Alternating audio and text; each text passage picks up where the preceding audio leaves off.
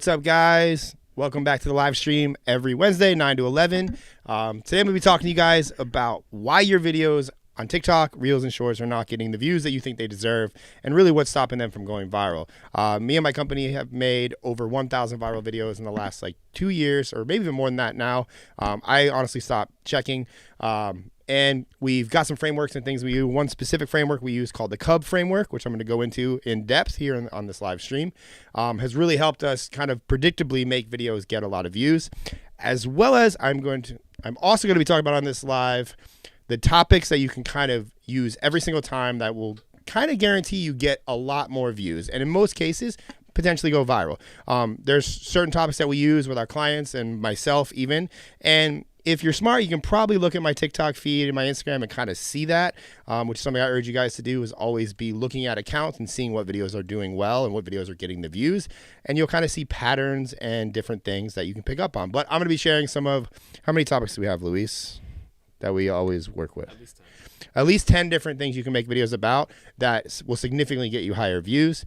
And over the last year, my company Viral Edits, which is a short form content agency, has grossed over $1 million. I was able to build that in the last 2 years, even pretty much a year and a half, while having a family, while traveling a lot, and while not going crazy. So I'm going to talk about how I didn't go broke and some financial mistakes I made, some things I didn't make, some things I did right, and stuff that could probably help you grow a business. So if all that sounds cool, drop a fire emoji or something cool into the chat, and let me know you guys are awake.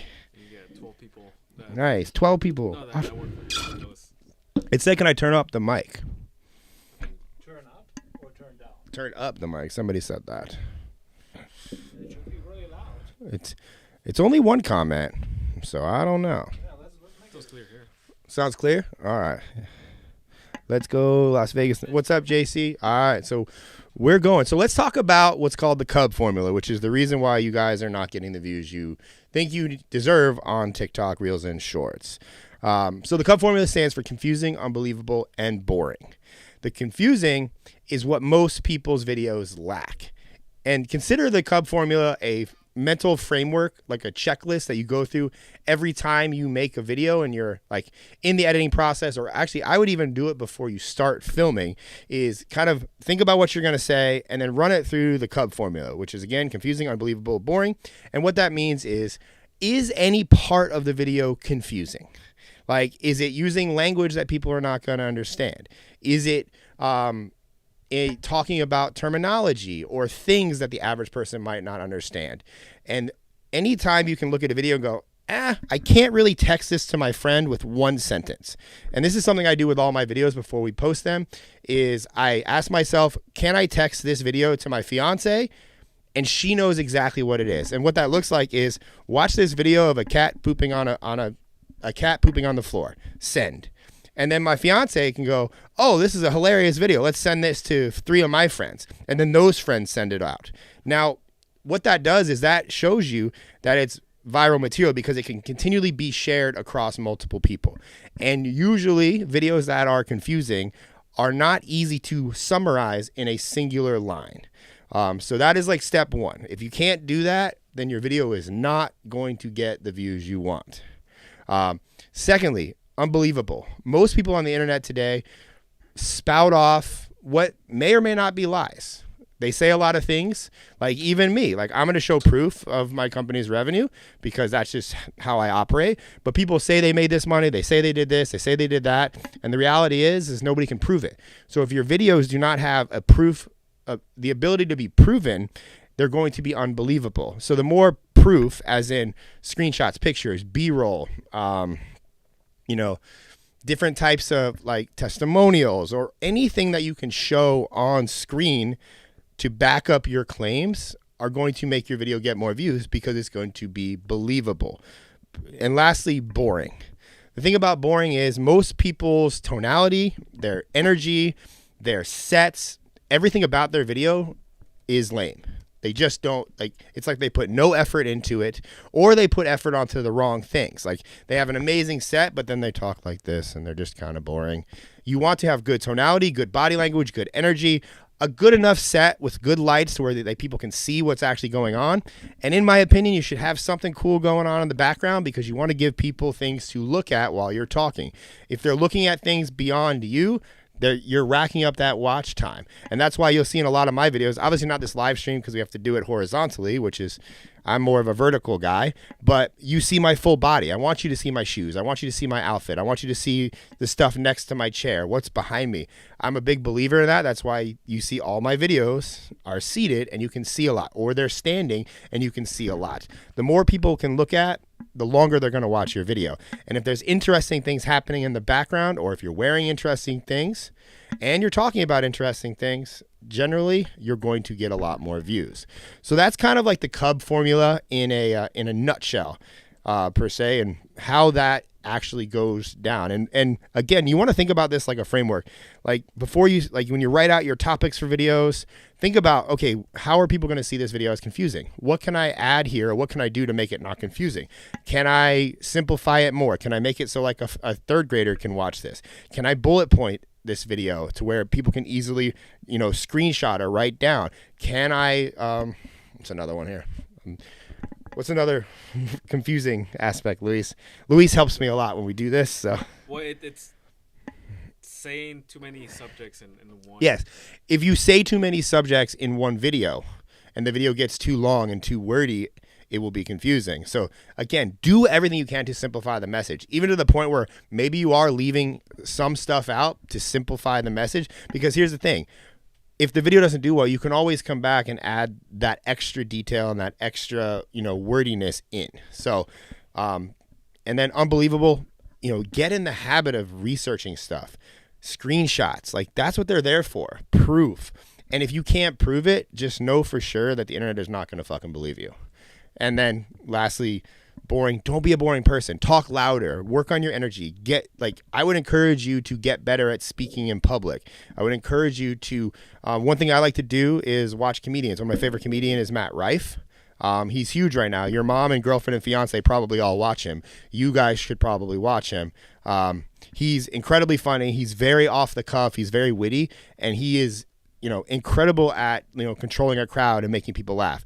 Comedians are amazing at that. And I think more people should take cue and I watch a ton of comedians. Like Matt Rife is just one of my favorites. I'm a huge Dane Cook fan. How expressive he is when he talked on stage. That was one of the reasons that he was so expressive. I mean, the guy sold out Madison Square Garden.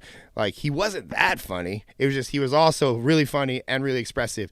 And he pulled in a crowd. There's other ones. There's a girl, Karen Fian. She's really good. She's hilarious.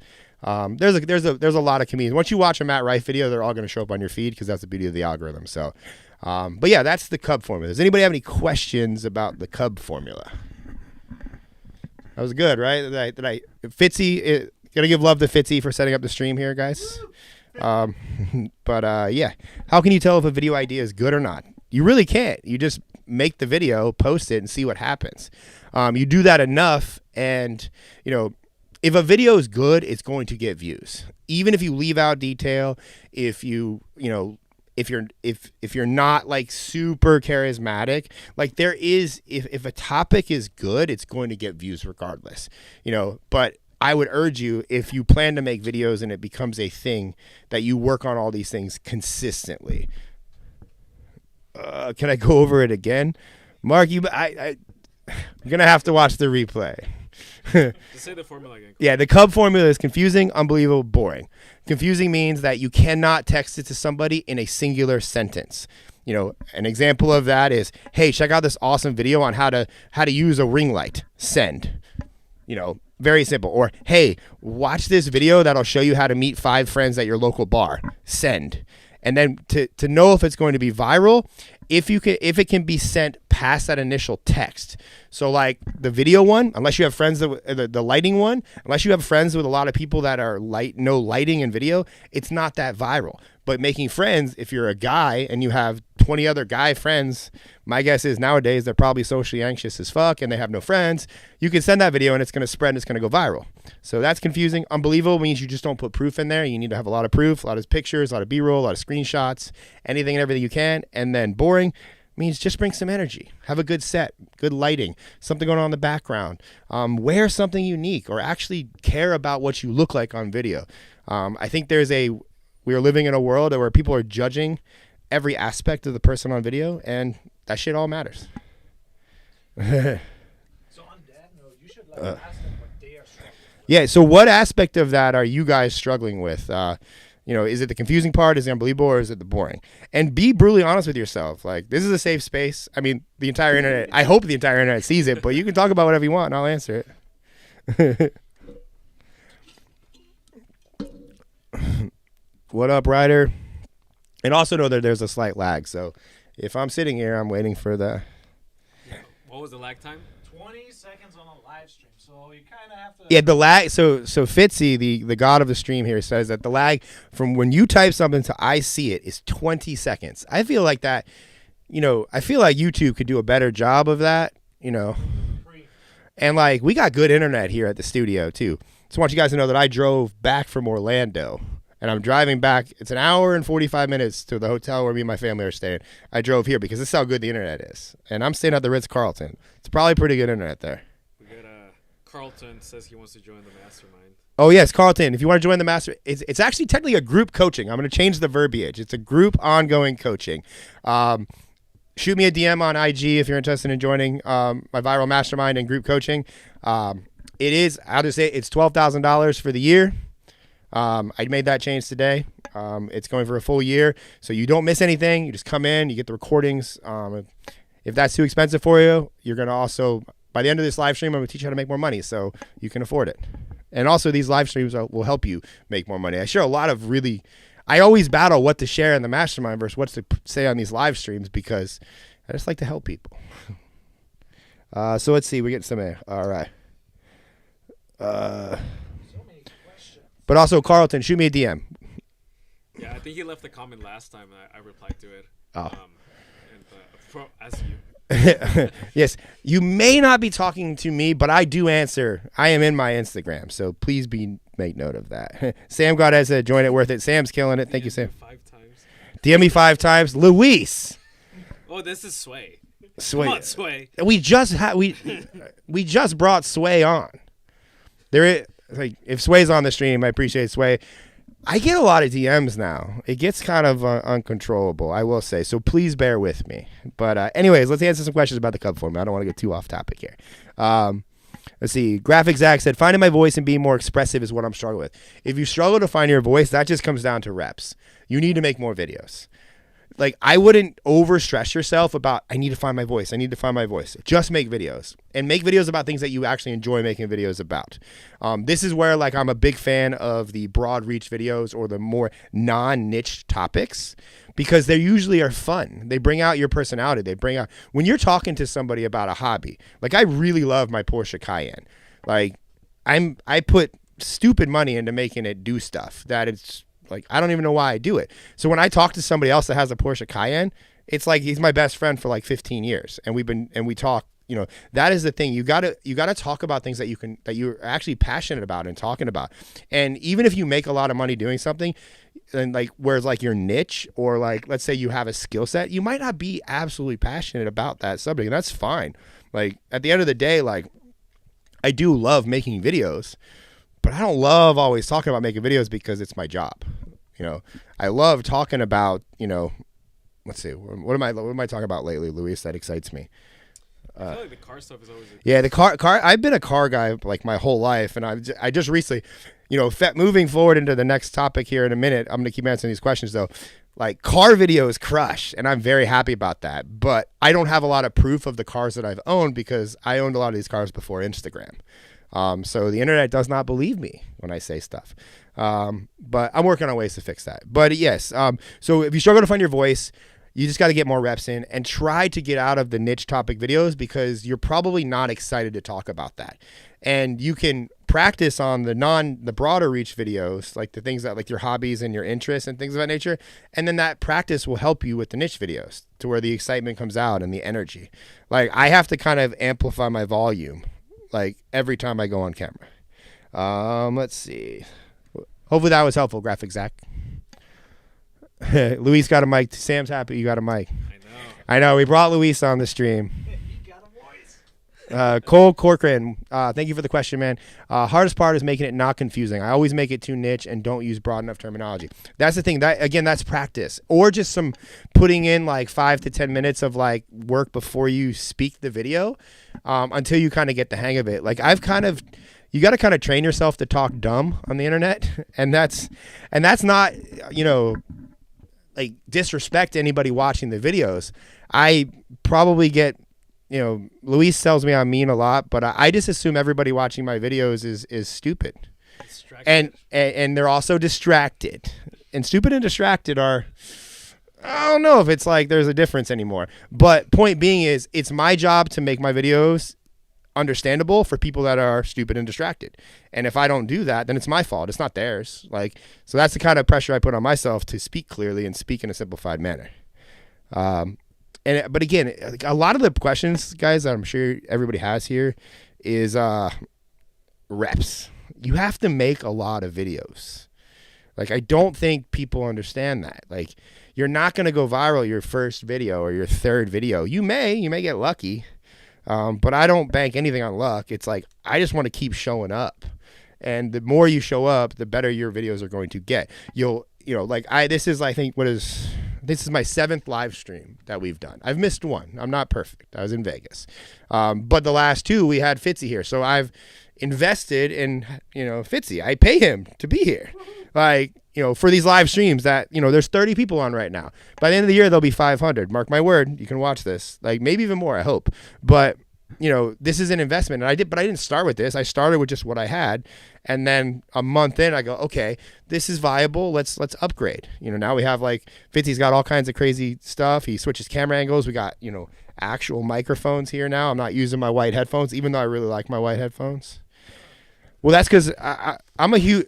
What they like better? Do they like the old style or the new style? Do you like the new style, or do you guys like the old style better? If you break Fitzy's heart, I'm not going to be upset. Or if you break mine, I'm not going to be upset either. Let's see. So let's keep answering questions. Being boring and tonality, again, that comes with reps. And also, look at the people that you watch. I encourage you. Luis had me do this the other day. He's like, who are my favorite people to watch? Who do I take inspiration from? And, you can do a really long list, but I did 5 people. And you really, the first one was Brett Cooper.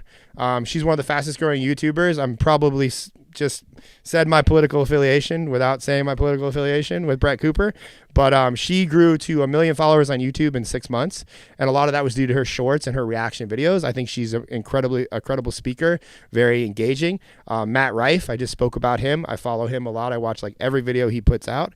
Mr. Beast, I watch every Mr. Beast video, just quite frankly, because he's not every, I don't watch all the channels. I watch the main channel videos and some of the reactions because you really see the personality come out. Who else did I got, Luis? What's my other? I got him on my list, but my light is... Huh? Patrick Bet David, Valuetainment. I think he's incredible. Mr. Beast. Yep, that was it. So that's my current Would you put Joe Rogan in there too? Or? I don't really watch Joe Rogan to be inspired, for making videos. I watch Joe Rogan for education. I think his podcast is great. But yeah, I don't necessarily, I don't really watch podcasts to be I'm going to make better videos because I watch this podcast. So, but I do enjoy. Actually, I don't listen to a whole lot of podcasts. I won't tell you guys it's 80% Brett Cooper. Yeah. I walk into the office and it's just Brett Cooper playing, screaming at the screen. Yeah, I think she's awesome. She's fantastic. And then but I also I have to I also watch other. I try to go outside of, I would say, the education niche per se to get inspired. I watch a lot of movies. I do watch a lot of movies, documentaries. I generally enjoy filmmaking, and how cinematography, which is you don't need any of that to do short form. So it's, I watch all of Adley's videos, Adley Stump, just because they all get millions of views, and some of them I don't really understand why, but she's good at what she does. And I think that's about it. I also create a lot, so I don't consume a lot. So it's like you have to. It's kind of a like a pendulum, if you will. Like if I'm creating a lot, I'm generally not consuming, and if I'm not creating, I'm consuming because I need the inspiration to create. So maybe some insight there for you guys. Who are you guys as like people that you watch obsessively, or Yeah, you watch them and you're like, all right, I'm ready to like create something. yeah, who inspires you guys? Like Matt Ride them. Fitzy, you spelled it wrong. I know that's the German in me. Yeah, Victor said Patrick Bet David. The content has gotten way, way better. Let's see. PBD the GOAT. What's up, Michael Sanchez? Talk Audit in the house. Let's see. For the people that edit their own videos, now is AutoCast. Wait, hold on. Let me go to see if I missed any more for Cub, and then we'll keep moving here. I also think we should announce that we check out some accounts just in case and show some reels because I want to highlight like sharing the screen. You know, we want to. Yeah. So videos. if you want me, if anybody guys want to drop a link to a video you want me to review, I will be doing that shortly. Fitzy's gonna make me. Just maybe one or two. I'm not going to do it for the whole stream, but yes, we will. We're doing that a little bit later because I'm on till 11. So let's see. Matt Babb says, "Do you need a lot of B-roll footage for short form content? I make videos for real estate people, and I'm limited on traveling sometimes. You don't need a lot of B-roll. You don't even need a lot of pictures. You just need B-roll and pictures that make sense for what's being said. If you need proof, that's where pictures and B-roll come in." Or if it needs to be slightly more engaging, that's where B-roll and pictures come in. But no, you don't need, like, you can make, there's plenty of viral videos that have been made that I've made for myself with zero B-roll. Like, so don't let that stop you. Let's see. Is it better to focus on the message rather than the transitions or visual effects? The message will always shit all over anything else. What is being said is far more important than fancy transition. Excuse me, I burp. What is being said is far more important than fancy transitions, subtitles, pictures, B-roll. There's so many videos that go viral with just somebody talking to their phone. No cool camera setup, no nothing, and it's because it was said really well. Let's see, did I miss any more, or do we want to go into the topics, Fitzy? Or call to actions. They call me out here with like, hey Ryan, what do you think about call to actions at the end of the videos? I hate call to actions at the end of videos because they do nothing but kill watch time. If you have, maybe you guys in the comments can help me out here, but are you more? What's the right word here? Do you want to subscribe or follow somebody just because they said, "Hey, follow me for more," or are you just smart enough to know if you like somebody and you can hit the fucking follow button? Let me know in the comments. So I don't think you need to tell anybody to follow you. I've never done that. I think it kills watch time, especially if you have a good video. And another CTA is like if you're selling something, I think you should have videos that sell and videos that get reach. You shouldn't mix the two, at least if the goal is to get reach. Yes, the second a CTA comes onto a video, if a video is 30 seconds long, and 3 to 5 seconds of that has a call to action at the end. Even if the video gets 100% watch time, which, 100% watch time to the 5 seconds, because if somebody's not going to buy it or they're already following you, they're going to swipe away. So you're already handicapping yourself by knocking 5 seconds off the watch time. So it's already not going to get that kick in views based on the fact that people are just leaving. So that's my take on CTAs. That one got a lot of hearts. I don't know if they were delayed hearts, but... JC said, "What if if you're monotone and boring on camera, the best advice I can give you is make more videos and get better at talking." At some point, you have to decide to take it seriously because you can't half-ass videos anymore. Like it's a thing. Like TikToks, Reels, and Shorts, they didn't go anywhere. They're still here. So you got to talk on camera. And if you script videos, those just neuter you for later. Like I love fucking with people that script videos because I'm like, what do you do if you have to be on a fucking podcast? Like, or what are you going to do if you try to live stream? Or if you just ask the question in public? Hold on, I can't answer that. I got to fucking script the answer. No, that's a handicap. Like, you can't do that to yourself. So it's like if you're scripting videos now, you need to stop and learn how to talk because, your videos may suck at the beginning, but you'll be far better off later because, again, we're going to be making videos fucking forever. Like, they're not going anywhere. So they just might get longer or shorter. Who knows? What's up from Tampa? Tampa. Woo woo. Went on a lot of tangents there. Let's see. This should be good to clip, right, Fitzy? It was, Kind of, yeah. Kinda. and if Dan's watching this too. I think on the longer content, I don't mind a CTA. Well, it's like I'm not anti call to action. Like at the end of the day, I mean, I did a call to action about my mastermind, 10 minutes ago? Like, Yeah.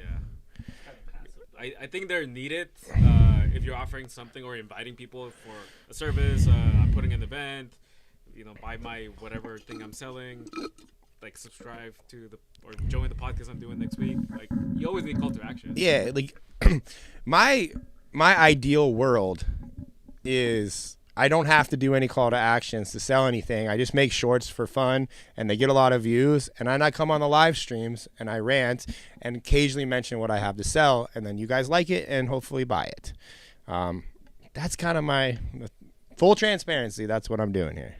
I like the word invitation better than call to action. I'm inviting you to my party. Yeah, and I like to entertain, too. So if I am doing a call to action, I hope it's funny. Graphics Guy said, do you think a good hook goes hand in hand with the confusing part of the cub? Yes. Usually, if the hook is confusing or unable to be said in a singular sentence, generally that means the video is confusing. Same feel here. People start with subscribe if you aren't. It's ridiculous. Let's see. What up, JPEG Jack? I like that name. That's cool. JPEG Jack. I think we also should talk about what is the future of the stream, the long-term goals, so then you get a good expectation. Yeah, so the reason I'm doing this is because I am a short form guy. That's what the internet has decided to label me. But as you guys see, if you've been to any more than any of these streams, I have no problem talking for 2 hours, 3 hours, 4 hours. I don't shut up in most cases. If anybody's ever come to an event and talked to me, I'm the last one to leave. Like, I answer questions until I don't eat, I don't take drinks. I usually am talking so long that somebody brings me a drink, and because they feel bad, So I have no, but I just am I would consider myself very skilled at creating short videos, and I lack the skill set of longer videos. But my way of reps is to go live and stream. And even if there was nobody here, that's why, I'll bring Luis in and just talk Luis's face off because we talk all the time anyways. But, I could talk to myself and hopefully make entertaining videos that, are seen later. So that's kind of but being with the stream, I want to get better. And I think streaming is hard. I think there's a difference of, somebody that can sit down and make a well-edited 5 to 10 minute YouTube video, that maybe they scripted, or maybe they ranted, and then their editor or they edited it down into this beautiful crafted piece of art. And then they did an amazing thumbnail, and then they posted it with the proper title, and it does well. But streaming, this is just me talking, and some of the best, people for podcast wise, clips channels crush. So I'm hoping that some of these clips do well. Joe Rogan, JRE clips got bigger than the main channel. Nelk Boys podcast clips I think it's almost bigger than their main channel now. I'm not quite 100% positive on that, but the clips get millions of views. So I want to practice saying things in a way where I don't need to be edited. They just go viral. And the more I can do that, the better my short form videos are going to be too. And then also I just would love to have a community of people that show up, watch me every week, answer questions, have fun, and make it worthwhile to show up every Wednesday night for 2 hours. And to the point where I interrupt vacations to come do streams, and I enjoy it. I was excited coming back today. That's the future of the stream. So, but by December, I'd love for this number that says 27, that bounces between 27 and 40. I'd love for it to say 500. 35 right now. Yeah. But it is really hard to get people to view you live for long periods of time. That's also it's a challenge. We have to promote it. We have to Fitzy's done a real good job helping me. We're keeping it topicized, keeping it structured. Yeah, I was gonna violate my own cup formula and say some word that nobody fucking knows. keeping it structured to where there's like chapters to the lives, if you will. If you guys see on the description, there's a summary of what we're gonna cover. Yeah. Like Fitzy wrote. Like, Kind of. like, there's Sway. What's up, brother? Sway's on the chat. Yeah, we actually got 2 questions. And what's up, Sway? Carlton and Gigi by Florida. They're both asking what are your thoughts on blogs or vlogging. I mean, I am probably one of the biggest Casey Neistat fans. I would literally watch his vlog at 8 a.m. every single morning while I ate my Chobani my Chobani vanilla fat-free yogurt with like dark chocolate, or cacao nugs put in it. I would literally, and a cookies, or not a cookie stream, and a chocolate chip cookie dough Quest bar. I would go cycle in the morning. I would come home and I would eat that, and I would watch Casey Neistat's vlogs every single morning. And then he stopped. And like I felt like a piece of me died because I also stopped eating that same breakfast at the same time. So, but I love vlogs. I think vlogs are great, but I think vlogs should be introduced after you have some sort of audience that gives a shit about your life. If you start with a vlog, it's significantly harder because nobody knows who you are or why they're watching your vlog. So you have to kind of start with the niche videos and the broad videos and the personality videos to kind of grow into something and then kind of show your life. But also vlogs are the hardest, most intrusive type of video to film. Like, I'm very comfortable on camera. I'm still I'm staying at a hotel. I think I'm going to either Disney or Universal tomorrow with my family. If I were a vlogger, I'd have to film this. I'd have to be at Universal Studios with my fucking camera, walking around, talking to it. Like, I just feel like you miss a lot of life doing that. And if I can get the same, if not better results from not filming every aspect of my life, I think that's a win too. You used to use your GoPro though to do microvlogs for Instagram. Yeah, before TikTok, like before I really focused on TikTok, I used to use my GoPro, and I would take one small subsection of my day. It could be getting a coffee, and I would try to do like a 15 to 30 second micro vlog, if you will. And I did that like every day for like a year on Instagram stories. I would probably, like, I've thought about bringing that back now because it makes sense because I have like 500,000 followers combined, but still, it's so much work. It's just so much editing every day. Like I would have to edit that because it would be very hard for me to train an editor to live my life. You know, that's why vlog editors are very hard to train. And like even Casey and some of the big vloggers, they train some of their editors for like a year, like to be able to mimic their style. Because you're not really mimicking somebody's style, you're mimicking their life, like, and their personality. So it's like, it's very, like, while I respect it, I just think it's so much work. Yeah, I mean that's what I learned from you when I went to your workshop. Was it Icon and then yeah? To? I've been doing workshops for like no followers for a long time. Luis was there. Like 20 people on each, at least. In yeah, each of them. They were good. But he was teaching like how to film vertical content before it was even a thing. Yeah, I should find that clip because I spoke at a Jason Capital event. I'm like, everything's going vertical. That didn't totally pan out, but I mean, it's safe to say like vertical content's important. And back then, it was weird. That's how like old like I am. 6 years ago. Yeah, I have that footage from that. It's on YouTube. It's on YouTube. Like, he actually doesn't look to see his older YouTube videos because he's like, I'm not as fit back then. Yeah, when videos are posted to me from like, I had somebody at CrossFit be like, yo, you really lost a lot of weight. Like that video you posted yesterday was, you know, like, I don't know, did you eat something different yesterday to today? And then I was like, what video was it? Because I don't even hardly look anymore. And I was like, oh, that was like from a year ago, bro. Yeah, that was like right when I started CrossFit. The Lawyer Summit? Yeah, that was... The Lawyer Summit was like last... that was September? Or yeah, it was last September. So it was like 7 months ago. I've leaned out a lot in like 6-7 months, though. So much good can happen if you just don't eat. Don't listen to that advice. I'm not a fitness expert, nor do I claim to be, although I do know a lot about working out. Let's see. Cole, do you think people will start having more than one TikTok for different topics like people already do with a YouTube channel? I think you'll see people branch out to multiple accounts, but again, that kind of starts getting confusing as a whole. It's like, what do I put on my main account versus what do I put on the side account? For me personally, I just put everything on my main account because again, like the algorithms are like algorithm based now. Like, or the platforms are algorithm based now. So it's not like, you know, the same person as in like myself making videos. I can make a video about my dog Biscotti. I can make a video about my Porsche Cayenne, or I can make a video about going viral on TikTok. And the algorithm is going to show it to the people that need to see it. If it's a good video and it has a good hook and it's not confusing, unbelievable, or boring. So I don't really think you need multiple accounts unless you're doing it for mass exposure as a strategy.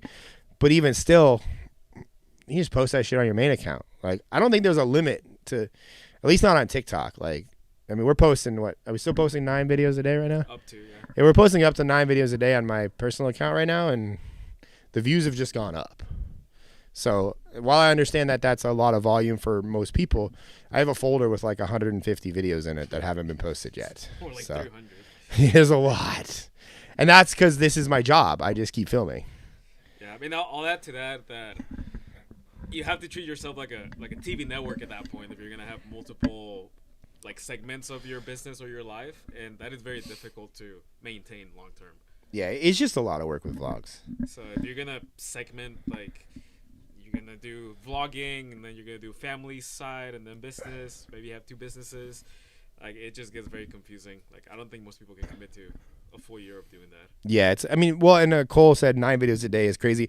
It's 3 videos, 3 variations. So it's the same video 3 times with different hooks or different intros of some sorts. Or one is more story, one has more details. Like, it's not the same exact video. If you look at them, that's a strategy that I use on my account.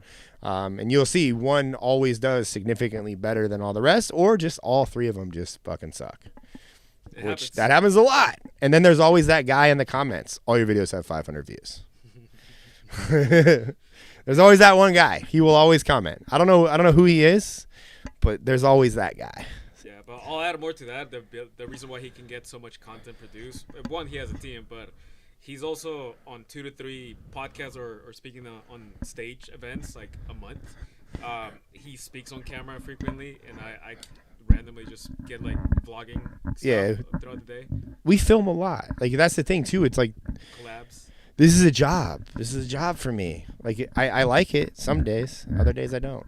Yeah, like, don't do that. It's making noise. Sorry, I'm twitching. But every time we go to events, we are making collabs with people. Yeah, like the collabs. Like, if you struggle on camera, just film you talking to people, man. Like, that's that's a lot for my account. Period. Like, I've been talking about it for months now. Like, you can look at all the videos. Like, me just talking to the camera is significantly harder to go viral than me asking somebody a question. The only downside is the collab videos with me with another person. They generally don't drive a lot of followers for me. They drive a lot of followers for the other person, and I get the overflow per se. The most I've ever gotten was from the video I did with Chris Crone. The video, 2.7 million? Yeah. Yeah. The video we did with Chris Crone about homeschooling did like 2.7 million on TikTok, and I think it gained me almost 30,000 followers. And he gained a significant amount as well. You're a little bit far away from the mic. Am I far? You're far away from the mic, Luis. Does it work now? You got to eat it. I think it works now. All It's right, just like you're like. let me know if it works now, guys. Graphic Zach said, do you delete your A/B tests? On TikTok, no, we leave them up. You can see my whole feed is full of them. Tudor says, how do you track the views for each clip, like on a time frame of 24 hours, 7 days, 30 days? Do you do that manually? I mean, I look at my analytics a lot, but I look at them more as a whole now for the actual account. Like my benchmark for a healthy account is 1 million views a week on TikTok, which I understand that's probably up here for ambition for some people, but that's just where my standard is now raised. If I'm not getting 1 million views a week, then we need to post more videos. Yeah, and there are some videos that just randomly pick up views out of nowhere, like 2 months after it was posted. So it's all that 1 million views a week is a collection of everything. Yeah, so I mean, it's not just and the virals are nice. But it's also collectively too. Like, our video is doing well from the back catalog. Did a video go viral, and then the algorithm does its job really well and puts other videos to the right people, and then another video spikes and starts getting views. So like, I look at that more from it's hard to look at your account on a day-to-day basis. You start getting in your head. I've had to practice like zooming out a little bit and look at it as a whole. Let's see. Cole said, do you usually do it to have a longer and shorter version of a TikTok, or is it just altogether experimenting? We do short, we do long, we do different hooks, we do different intros. And a different intro might just mean 2 different pictures being shown. Or text and no text, or picture and no text, or a circle around a picture. Like, you know, sometimes we don't have 3 hooks and we want to still test something, so we just make up some shit. I mean, but that's, you know, I mean, like my clients pay a lot for some of the data and the knowledge that we have. And the only reason I know this stuff is because we do it on my account. So like, I don't do anything to clients' accounts that I wouldn't do to my own account. So if I'm going to split test and post a lot of videos and do crazy stuff, post shit back to back, like I kind of live from the mentality of like, well, let's try it and hopefully it doesn't fuck shit up. You know, and usually it doesn't. That's the fun part. Yeah, most of the time your ideas are good. Yeah. I mean, you got to kind of be calculated with your decisions, you know, once you start kind of getting a lot of views. But like, you know, the one thing that I'm absolutely terrified to test on my account, on any of my accounts, and I fight with clients to the death, is automated posting software. I think it's the biggest fucking scam. I think it's not a scam. It's not a scam. There's companies that it does it, but I feel like it just fucks your account up. Like none of the apps want like third-party apps in their shit. I know they allow it, but you know, I don't know nobody's shown me a video that's gone viral that was posted from like a Hootsuite or some sort of automated posting software. And like, I'm just afraid to do it on my account. Yeah, I mean, I think there's a lot of value in them, especially from the analytic front if you're managing multiple accounts, but it is a risk that we don't want to take to use automated software to post. Yeah, and also posting, if you're running one account and you do not have 5 minutes to post your fucking video, you're lazy as shit. In our case, we post like 100 videos a day, so it would really make sense for us to use an automated posting software. But I still don't do it. We're actually hiring a specific position right now for that. Someone's asking what mics are we using, Matt? Or just in general, like yeah, the iPhone and then the camera ones. Yeah, when I do like the camera in the studio is usually a Sennheiser AVX. It's my most expensive mic. I think it was like $950. It's like my baby. It's the one that all the clients drop. Is it there? I don't know. We don't need to show it. Just look it up. Sennheiser AVX. It's on Amazon. It's like $1,000. But the ones we use on the phone is a mixture between the Rode Wireless Go 2s. We use those, and or the DJI wireless mics as well. I'm partial to the Rodes just because I've been using them for longer. Luis likes the DJI though, but I think that's only because he tried it. I just never tried it. And our friend Ocean, I don't know if he's on the stream, but Ocean gifted those to us. I just like out of habit, like I know the Rodes are going to work, and then Luis knows the DJI is going to work. So, because the last thing you want is audio not to come out. Scary. Yeah. Let's see. 100% APIs are against terms of service. You know, but they let them do it. Doesn't make sense to me. Let's see. Looking into the future, what do you think the next framework of video content, or is vertical here to stay for a while? Yeah, I don't think anybody's going to be less addicted to their iPhone 5 years from now. Maybe, just maybe, they'll have chips and fucking holograms at that point, but I don't trust the government enough to get a chip, so I'm going to have an iPhone.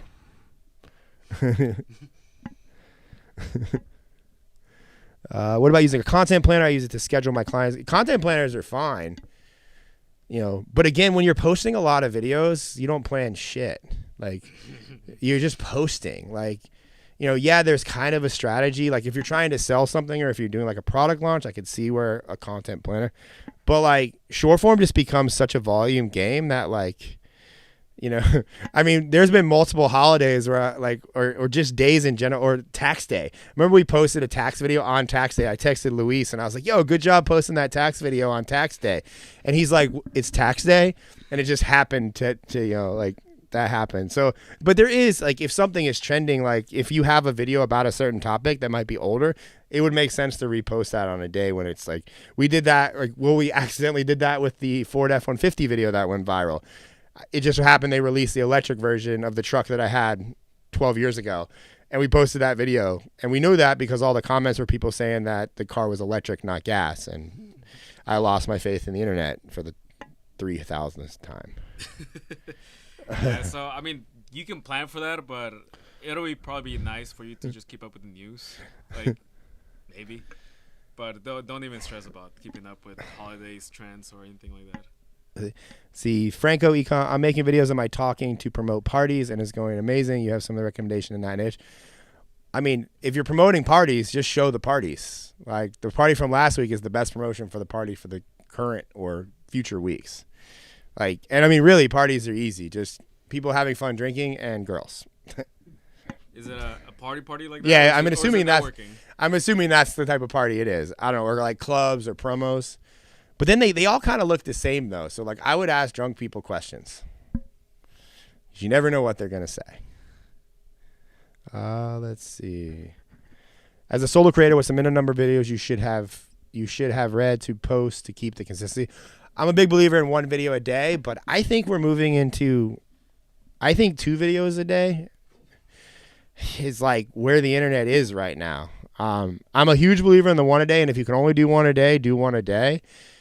But there's a lot of competition now, and there's a lot of crap videos, and you got to do more to stand out. So I don't think anybody needs to go to like the 4, 5, 6, 9, like until like this is their job. Or like this is like, or you can invest, like, cause to be able to post to be able to film enough to have like 3, 4, 5 videos a day to be posted, you have to be filming every week for probably 2 or 3 hours at a time. You need to be on podcasts, you need to be speaking, and like, or else you'll run out of things to say. So that, and I don't think anybody factors that into like their planning when they start making videos. Like they just like batch film like one day and they're like, oh shit, I did like 15 videos today. And then they post them over like 3 days and they're like, oh shit, I got to make more videos now. Like, you know, you have to plan if you're going to like kind of scale it up, because it is a scaling aspect. It's like you're investing more money as you grow. And in most cases, the investment is not going to pay for itself for a long time. That's another thing about content. Like it's a long-term game, whether it be with time or, you know, money. You know, it's not going to be fast. Hence the 29 people here right now. This is not a fast thing that I'm doing. I know, like I told Fitzy, I said, I'm willing to pay you for a year and make no money. Whoa, I want the super Yeah. to pop off. But Fitzy's like, we need super chats. So I'm like, but if this doesn't make any money, I'm still cool with that. Like, because this is long term. Like, and then if I get to the end of the year and it's like, well, I didn't hit my goal. All right, well, I guess we'll do another year. Like, because like building a brand takes time, and like everybody wants to skip that. Like, it's effort. Let's see. Like the other way to get more content is for someone to record you all day, but then that's a nightmare for whomever's editing all the footage. The recording all day is like, when you record somebody all day, you just end up with like an 8-hour file, and then somebody has to look through that said file and find the clips. Unless they're like, they actually know what they're doing. In most cases, if you hire somebody, they don't know what they're doing to start. But if you do that, or if you want to do that, if you're going to film yourself all day, what you need is the same person that's filming. He needs to be taking notes and time codes from the camera when, Ryan said something cool at 5 minutes and 42 seconds. At least so you have a list, so when you're looking at the file, you can see, or the time of day, or you need to have some sort of organization, from that, so you can look at it later in the editing process and be able to find the shit that is actually good and not the 7.5 hours of nothing. And you'll be happy to know that I paid $3,000 to teach you guys that, because I got coaching from Gary V's video guy D-Rock, and that was my biggest takeaway.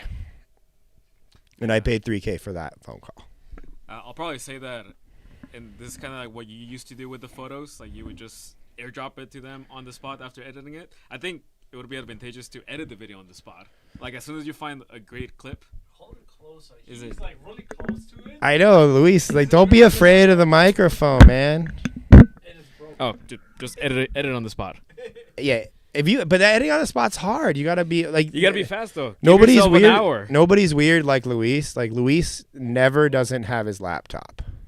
Yeah, I've even been at clubs. Like, Yeah, just yeah. networking events. Everyone's drinking, and I'm just here with my laptop working. It's like, we gotta fucking make money. Like, Somebody gotta do it. I would recommend if you're that serious, like you have multiple laptops, one in the car, one at home.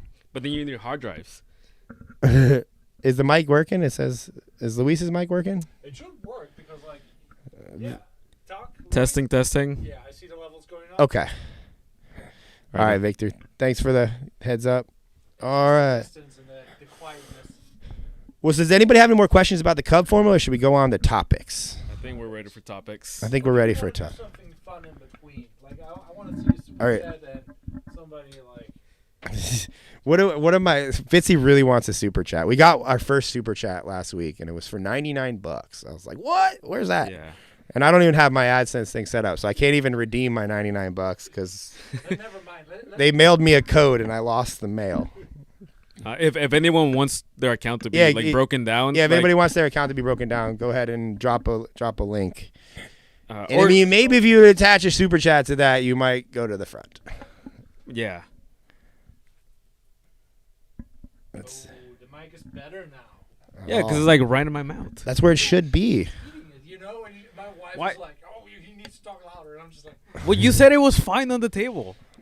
"Well, it's really up." What about topics? Do you use? Answer the public. Well, should we move into topics while people Yeah, decide? let's Let's go. go ahead and move Yeah. into topics. So to answer your question, Victor. So when it comes to topics, generally speaking, like if it's already on the internet, it's my goal when it's like I'm working with clients and even myself is I want to put things out that aren't already on the internet. Like I want to find things, or like when I'm talking to clients, I want to extract things from them that the internet doesn't already know about them. So the topics that are already there are like the last thing I look at. So, when it comes to things like Googling, like what people are searching, when it comes to like answer the public, when it comes to, I don't know, what are some other ones? There's like a bunch of them. I love Reddit. Like Reddit is a really I try to extract, like I try to come from within. Like what doesn't the internet know, or what can I share that the internet has not heard of yet? And now obviously that doesn't happen every time. The next one, like my favorite place, and that's because of Luis, is actually Reddit. Reddit is very current, and you can search anything on Reddit and find like threads and forums and all kinds of information about different topics and like questions and ideologies and viewpoints, and like there's just a never-ending pool of things. And I've just found that Redditors are on top of like what's current. So that's a really, really good like place to go if you're struggling. Like you can go to reddit.com, type in videography, and like all kinds of shit comes up. Reddit.com / teenager. That is the most depressing place in the world, but that is where you find a lot of gems, because I don't know if people realize it, but when you're making short form videos, you're talking to teenagers. Like the target demographic for like TikTok is like 14. Like, and we found a clip from Grant Cardone talking about TikTok. You want to play it? Yeah, can we play the Grant Cardone clip? This is a great clip from Oh. Grant Cardone talking about why he loves TikTok. I'll airdrop it. Do you have it ready? Of course. Yeah, it's ready. It's easy to like your screen. You have to pull it up on your. It's sending it. Oh, I got to pull it up on my computer. Okay, accepting But it. I was gonna comment on the Reddit thing. The best thing about Reddit is that you can actually study the language that people use, and they're super open when it comes to emotions. So if guys are afraid to talk to girls, like they'll go into detail as to, I feel weird. Like, what if she says no? Like, so you can acknowledge all those insecurities and just problems that they're having on videos. All right, thank you for that, Luis. So this is when it comes to finding topics for videos on TikToks, Reels, and Shorts. This is an amazing clip from Grant Cardone. We may or may not work with Grant Cardone, NDAs, but I think this mentality will help people when it comes to coming up with topics, because what people don't realize is you're talking to 14 to 16 young demographic that is aging. And I love that demographic. Let's play the clip. YouTube is the best thing that's ever happened to me in my life. Is it playing? Probably YouTube, then TikTok, because TikTok hits that 14-year-old kid, and 14-year-old kids have 25-year-old parents. Okay, and then Facebook's a garbage dump. I mean, there's. Well, I mean, I can't. I mean, I'm letting the clip AI will play. replace all this stuff. Like AI will replace it. Instagram will not even make it. My real estate will be around longer than Meta will. There ain't no metaverse gonna happen. That's bullshit. Yeah. Okay. All right, so that was the clip from Grant Cardone, and he's talking about the aging demographic and kids, people having kids at 25, which is kind of a thing, and I think that is getting younger as I mean, Tinder and Hinge and Bumble, like who knows what's going on in those apps, but the fact of the matter is you need to have cooler topics to the younger generation, and the younger generation hangs out on Reddit. Younger generation hangs out in even on all the dating apps. Like if you're on the dating apps, like probably the stuff people are putting in their profiles is good indicators of like topics and things that you could talk about. There's just a lot of inspiration that can be taken from that isn't like an Answer the Public, a Google or things like that. So you want to target young people to get that massive virality, and all those videos, like from my experience, if they do well on TikTok, they tend to do well on all the other platforms. So things that I like to talk about, like cars, everybody has a car. And also you'll notice a common theme, like cars, everybody has a car, or at least is about to be the age where they have a car. Like, as well as like finances, budgeting, saving, like any type of money hacks. Everybody in the world has a wallet. At some point, they will get a bank account. So if you help them make money or you help them do those things with their bank account, you get a lot of views. Another thing is relationships, like relationship, marriage, whether it be hacks, whether it be ways to deal with problems, stories of fighting or overcoming things. Everybody at some point will be in a relationship. Like whether it's, it's sex, whether it's, a situationship, there's all kinds of terminologies for it, whether, all types of genders, like there's always people in relationships. So those videos do very, very well. What else am I missing, Luis? I put rants. Yeah, rants, like personal stories and rants. And the trick about that is, in my opinion, is if you can rant about something, but at some point in that said rant, there is a singular nugget of information or something that's instantly tangible that somebody can take away, that is kind of the secret sauce. If you just rant about something, but you don't actually complete the rant as far as, like you tell somebody why you hate Dunkin' Donuts, and then it's a whole rant about like that their donuts are not good, but then you don't give them a solution and tell them where to get their donuts from. It's probably not going to get as many views. What's another one, Luis? Luis is good at topics. Well, I was following up on the rant situation. Some examples of that could be like public school versus homeschooling, because that will divide you into just having one side, and you want to be on one side or the other. You don't want to be in the middle. So yeah, you have to. You can't be lukewarm. You can't be gray. You got to be white or black. You got to be like hard on one side. Like that. I mean, politics has split the world. So everybody's very divisive in their opinions. And that's how people watch content. They watch content from a divisive angle. So it's like if I use the example all the time. It's like, you either really fucking love avocados or you really fucking hate avocados. You can't just eat them every once in a while. You got to pick a side. You got to go hard. And the more controversial you go, the more views you're going to get.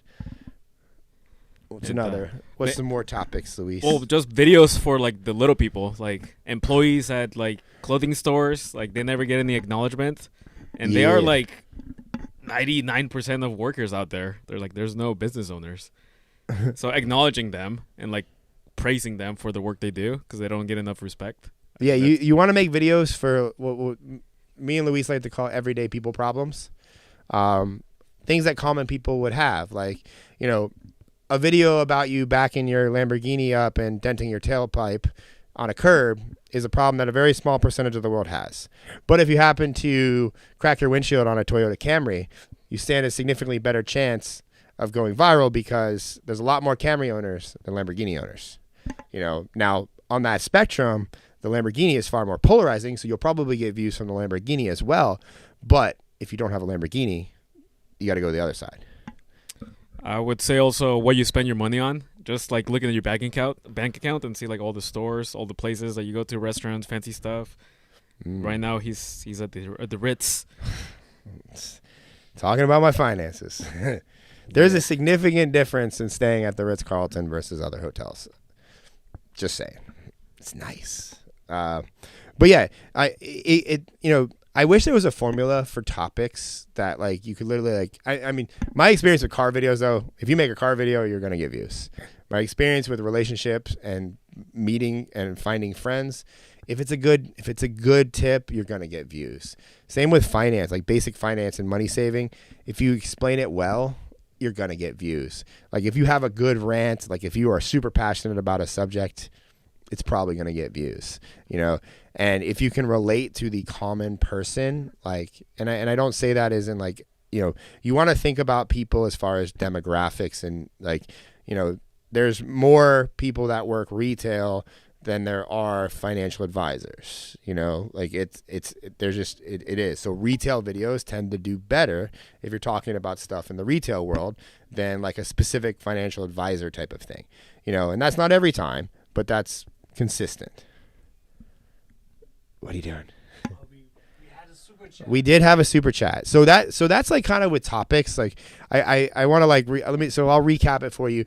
I would start with whatever you want to make videos about. Go to Reddit and search that, and really spend some time in the forums. And you'll find that the subreddits are kind of like categorized. Also, there's like different ages and different like interests. Like go into them and actually read, because like Luis was saying, Redditors tend to write with emotion.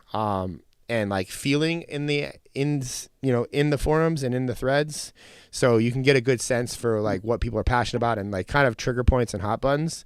And then I would just go to you, like what are some, you know, do you have a car? What kind of car? Like write a list out of like all the stuff that you have. And I talk about this, like, you know, that's the same thing with hobbies and interests. Like, what are your hobbies? What are your interests? What do you hate? What do you not hate? And start writing all this out. And then you'll find that it becomes easier to come up with topics based on all of that, because it's all from you. Like, you're not searching for topics from other people. It's like you're pulling them from yourself.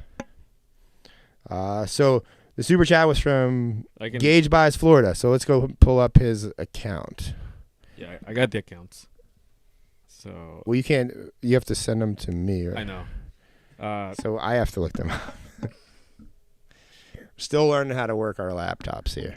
So that's their couple one. Okay, let me. Is that a YouTube? Are we doing YouTube or TikTok? Well, I have the link to the Instagram and TikTok. Well, let's go to the TikTok first. TikTok should be the same. Man, I gotta take my. I'm hot in my hoodie. The GNC show. GNC show. Hold on, guys. I got a little hot there. Hang on. Pulling it up on TikTok right now. The G. It's good that you guys are a pair. Oh, why my TikTok never. I'm sorry, Michael Sanchez. I have to uninstall Talk Audit right now. My TikTok never works. Oh, because of it? Because of Talk. Like, I'm sorry, Michael. I love Talk Audit. If you're still watching this. Mine's working, I think. No, it won't even let me like load TikTok. That's so weird. It's like working. There it is. All right. It's actually working. Yeah. So let's look at some of these. Let's see. All right. Florida super real estate couple. I don't even know if I would have that in your bio. Because again, going from based off the Cub formula, like that's very unbelievable. Like, what is that? And it's also confusing. I don't really know what that means. Like, I would just say, you know, I mean, husband and wife who sell houses. It's very easy to understand. So Their highest view video is 50K. So highest view video is 50. Hold on, Should I text it to you? No, I gotta remove Talk Audit. Like, I can't even operate my app right now.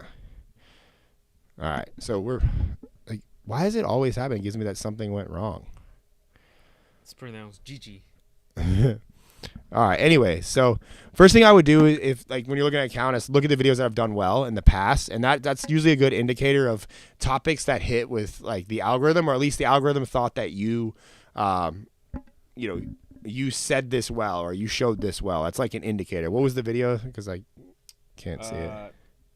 I'm just gonna text it to you. It's a 2-minute long video. Got 50K about evicting people. Okay, so evictions. Like, I don't need to see the video to know why an eviction video is popular, because a lot of people can't pay their rent. There's a cop. There's a cop in it. Like, but point being is that that's a topic. So, like, you guys know, like, I would make more videos about evictions, or how to avoid them, what to do if you're getting evicted, or what not to do if you're getting evicted, or like a story about how you evicted somebody, or how you help somebody through their eviction. Like, right there was like 5 different videos about eviction, and your account is already proven to do well if you talk about eviction. Let's watch I'm gonna watch this first video here. What's going on, folks? It's your boy. So guess what? A lot of people been in my DM lately asking, Carlton, what's your day? Well, so right there, a lot of people in your DMs have been asking you, Carlton, what's your daily routine? I'm sure you have a great daily routine, but I don't believe that anybody's asking you that question. Like, maybe they are, maybe they're not. I would just say, like, here's my daily routine. Forget that anybody asked you that question. You want to be divisive. You want to be like, this is my daily routine. And then people are going to be like, well, why do I even care about this guy's daily routine? But now I can't stop watching him. So right there, I mean, you could refilm this video and just cut all that out, and it would probably do significantly better. But I can't hear the videos, Fitzy. Is that? You should. Oh yeah, it's playing over this, so they hear. He has the headphones, so he's hearing it. Let me put the headphones on. Be careful, because like. Hold on, guys. Now we have the table. You put it under the table. Yeah. Oh man, this is. Well, this has subtitles. I'm not even. Yeah. Sure. Yeah. I'm just watching the subtitles. I'm gonna run through it right quick. This is a good thing about subtitles. From the time I wake up to the time I go to sleep. All right, I wake up around at 6:30, 7 o'clock. Walk the dogs, okay? After I walk. So right there, what kind of dog do you have, man? Like, I want to know about your dog.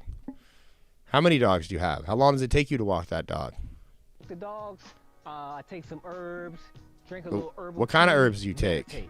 What kind? I mean, herbs. That's kind of weird. Like herbs, are those supplements? Like herbs is an interesting, vocabulary for that. Like what do you take? How do you take it? What do you mix it in? Like there's no details in this. To that, I cook After breakfast I cook around breakfast. 11 o'clock. Eat my quick little. Like, what's your quick little breakfast? I want to know. I'm short on time. I need to know what quick little breakfast you eat. For breakfast. After that, I'm straight in the office. So from about 11:30 to about 2:30. From 11:30 to 2:30. 3 hours. I'm prospecting. Okay. I'm doing Prospecting. Nobody knows what prospecting is. Admin work. What does that mean? administrative work.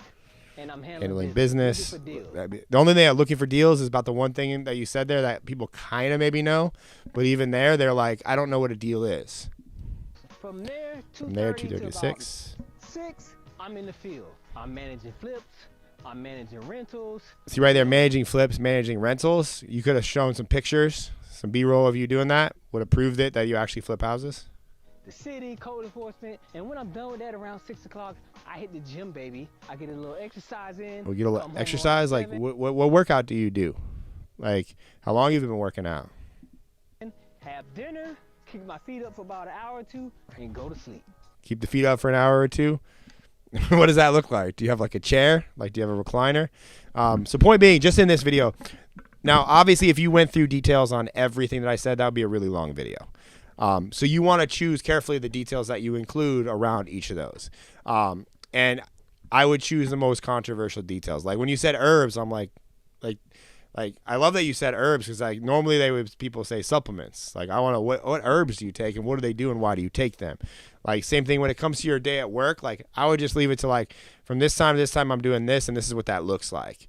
You know, you got to kind of condense, but also keep the pieces in there that makes sense. And this is like if you have an editor, you have to trust in the editor that they're going to put the right things in your video. Or if you're editing this, like you include those things. But I mean, this wasn't an inherently bad video. It's just there's no reason to watch this all the way through. They don't know who you are. They probably don't believe that you get that question, and you didn't say anything controversial in the first 3 seconds that would have made me want to keep watching. Like, why do I need a random guy's morning routine? Like, so like it, you know, also when it comes to a hook here, what is the most controversial thing you do in the morning? For a lot of people, it's waking up at 4:30 in the morning. That is controversial. That's very early. You could wake up at 11. Like, that could be controversial. You could, like, whatever your supplements are, your herbs are, you could take something that's really weird or unknown. That's controversial. You can start with that, and that's what hooks people in. So that's my breakdown of that. We'll watch one more video. Let's see. Let's go. How much do we make? Oh, how much do we make? Okay. Hey, y'all, what's going on? It's your boy. Boise, REI, the cat. Well, I don't have volume right now. You should work on the headphones. Yeah, listen to his great voice. Sorry. All right, I was ripping you to shreds without hearing your voice. I apologize. You can still rip into shreds. Let's see. Yeah, but one advice right away, like, get rid of the intro, because this is not YouTube. Yeah, I mean, this was kind of horrible as far as like getting to the point. Hey, y'all, what's going on? It's your boy C, the REI Capo. Now, a Like, lot of y'all see the REI Capo took you 4 seconds. Actually, like 3. Yeah, 4 seconds to get to even a remote point in the video. Now a lot of you want to know, and that's your transition line. Again, coming back to, we don't believe you.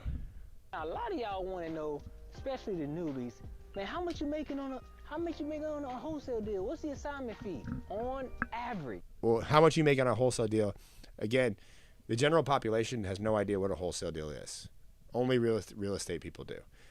So how much you're making, again, is, you know, like you need to lead with a number. Like, it needs to be controversial. Like, you know, a lot of people can't believe that I made $54,000 on a single family home wholesale deal. Like, you would get far more people to watch that video than, you know, what you just said right here. We average between $13,000 to $15,000 on a wholesale deal.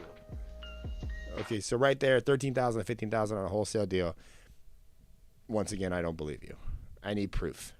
Like, show me that. Show me a check.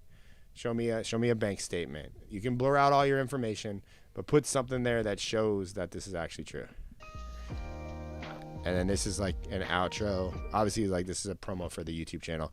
I would just cut that too, because that was 3 seconds of unnecessary, you know, watch time killer. Dope. What was that? Was that helpful for you guys? On those two, I did one without. I should do them without volume and then with volume, because I feel like It's good to do it without. Yeah, I like, and that's why you should have subtitles. Subtitles are important. I mean, but I'll say, like, your quality looks good. You have good energy. Like, it's just getting rid of the intros. Like, they're just, nobody knows you and nobody cares. Like, people are always judging. Like, I don't care how famous you are. Like, Brett Cooper, like, she does not need to introduce herself, and I wouldn't care. That's kind of like a principle always. Like, nobody knows you and nobody cares. Like, when we edit for clients, I'm always editing from that frame of, like, nobody cares about this person. I gotta get them to care right away, so I'm gonna tell them what's in it for them, and a lot of times it's making money. Like, you did the wholesale thing, is like, here's how I made $13,000 in 3 days, and then you can explain further how that's done. Should I do Celsius or Red Bull? Ask the people. I need to change. I've had a lot of Red Bull today. I'm gonna go. But if you have any more questions, just drop them in there. We'll try to answer them. But Yeah. You guys have, like, on the YouTube channel, great camera quality.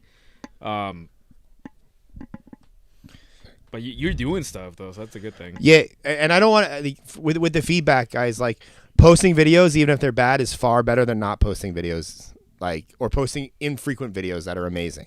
Like, you have to put in reps. And I mean, I would say, like, one of the things that I did when I started was I only focused on TikTok when it came to growing my audience.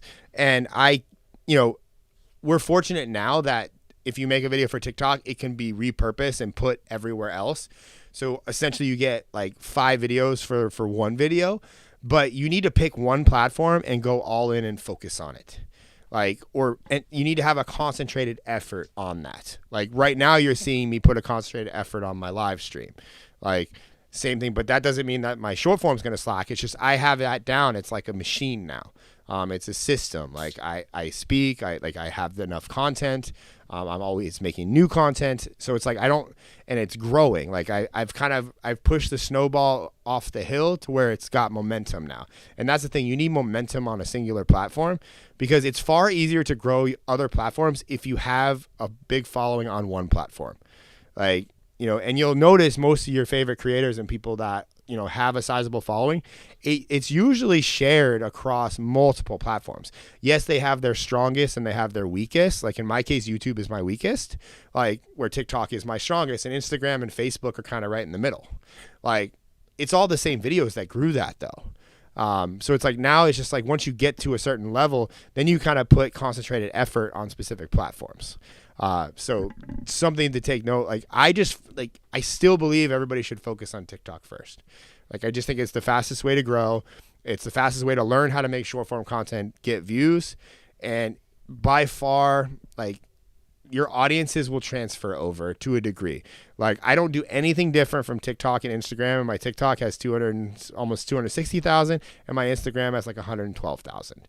And my Instagram didn't grow until my TikTok was growing. And then Facebook grows because it's Instagram grows. And then lastly is YouTube Shorts. Like it's kind of hit or miss on YouTube Shorts, but now I'm putting a concentrated effort into YouTube Long or live stream because it's weak. I'm still looking at the channel. You got 3 potential viral topics. One, Gigi bought a $10,000 Louis Vuitton something. So that could be multiple series of videos there. Like, what did she do to earn that? I saw you had like a Home Depot challenge. 2, you have you make money with laundromats. Like that is hot on TikTok or just short form.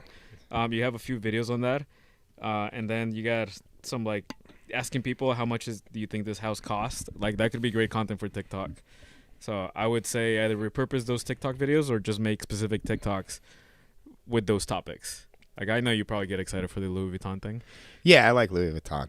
Louis Vuitton's my favorite right now. I don't know if they're my favorite designer. But like the fact that you're able to afford that, yeah, I mean, that is like that means that you are making money. Like you saying that you make money doesn't say as much as you having an item.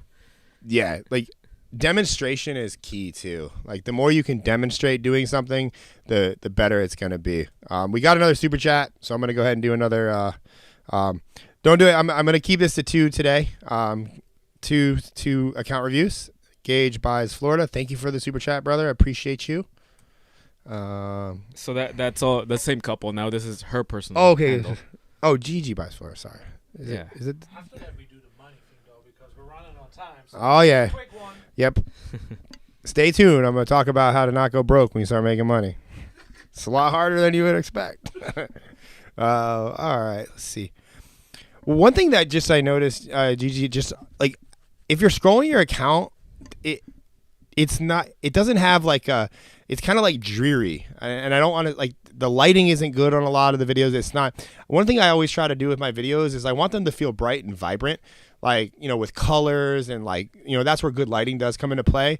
It's more inviting, as opposed to like shadows and like just kind of, I don't want to say it looks haunted. That's probably a bad terminology, but like it's like there's somebody needs to turn the brightness up on your account. And that's not something like just be mindful. Like when you're filming videos outside, do them in bright sunlight. Like make sure that's well lit. Don't go like behind a truck and it's like a lot of shadows. Keep it bright and vibrant. Just something to. And also, all your captions say #CapCut. What's funny is like you're giving feedback based on TikTok, but like her Instagram and YouTube are like way more not haunted looking. I resort to TikTok first. I just think it's the most important, which I know is backwards to most people because there was like Instagram's like their baby. Like I feel like people would divorce their wives or husbands before they gave up their Instagram account. Like it's incredible how much people care about their Instagram. But on TikTok, yes, they all say #CapCut. Which, I mean, does CapCut paying you for that hashtag? I don't think so. But let's watch the video. Do I should I stick to ripping TikTok or should I go? Do you want me to go? Start with you. You're already doing it. Just stick with TikTok. Okay. Let's see. We're gonna watch a video. On Sundays we meal prep. Well, that was a lot of. That was very fast, very hard to follow. That's probably why this video didn't get many views.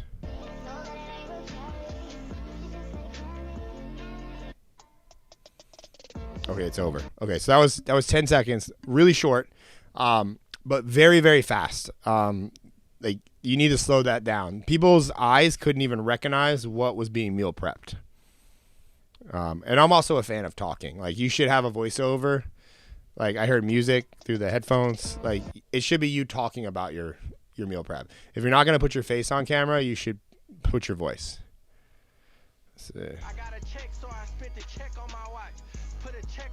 So right here, like obviously I'm watching this without sound, but I can. It's like save $4,000 on our AC technician, and assume everybody's watching videos with no sound too. This is like in this case, there should have been an edited in hook or some sort of text on the screen letting me know what I'm about to watch. Like your caption is good, save $4,000. Our AC technician discovered 2 minor repairs. Like all you need to put was how I saved $4,000 on my AC unit, and I would at least had a clue what I was about to watch. And again, this is very dark. We'll do one more here. Again with the gym video, like it's just really, really fast so far. Like there was a lot of clips in the first 5 seconds, which is like almost like you feel like you got Tourette's, so like a seizure might happen. Or slower clips of you lifting, but again with a voiceover, like coming to the gym with me at 10 a.m. Like it would have been so much better if like, I went to the. I hate going to the gym, but I drug myself to the gym at 10 a.m. Like just you saying that is so relatable because people don't really want to go to the gym. Like they're lazy. Like, and then kind of talking through each clip. Like a lot of fitness influencers do that really well, where they like show the clips of them working and they're narrating with their voice. And it's a pretty simple way of doing videos. I mean, you should integrate that. It was just very, very fast in the first 5 seconds. Yeah, I would add to the fitness stuff. I don't know if you're like on a transformation journey. I think you are, but it would be great to see like your starting point to your current journey right now. Like how much weight have you lost? Like how many times you're working out? Just to take people on, basically documenting your transformation. Because then you can show before and after pictures or progress pictures, and that just gets people in there and see you as inspiration. Kristen just sent me a text. She just bought a floor mat for our dog. with his name on it. She's like, I'm so lame, and then sent me a pic.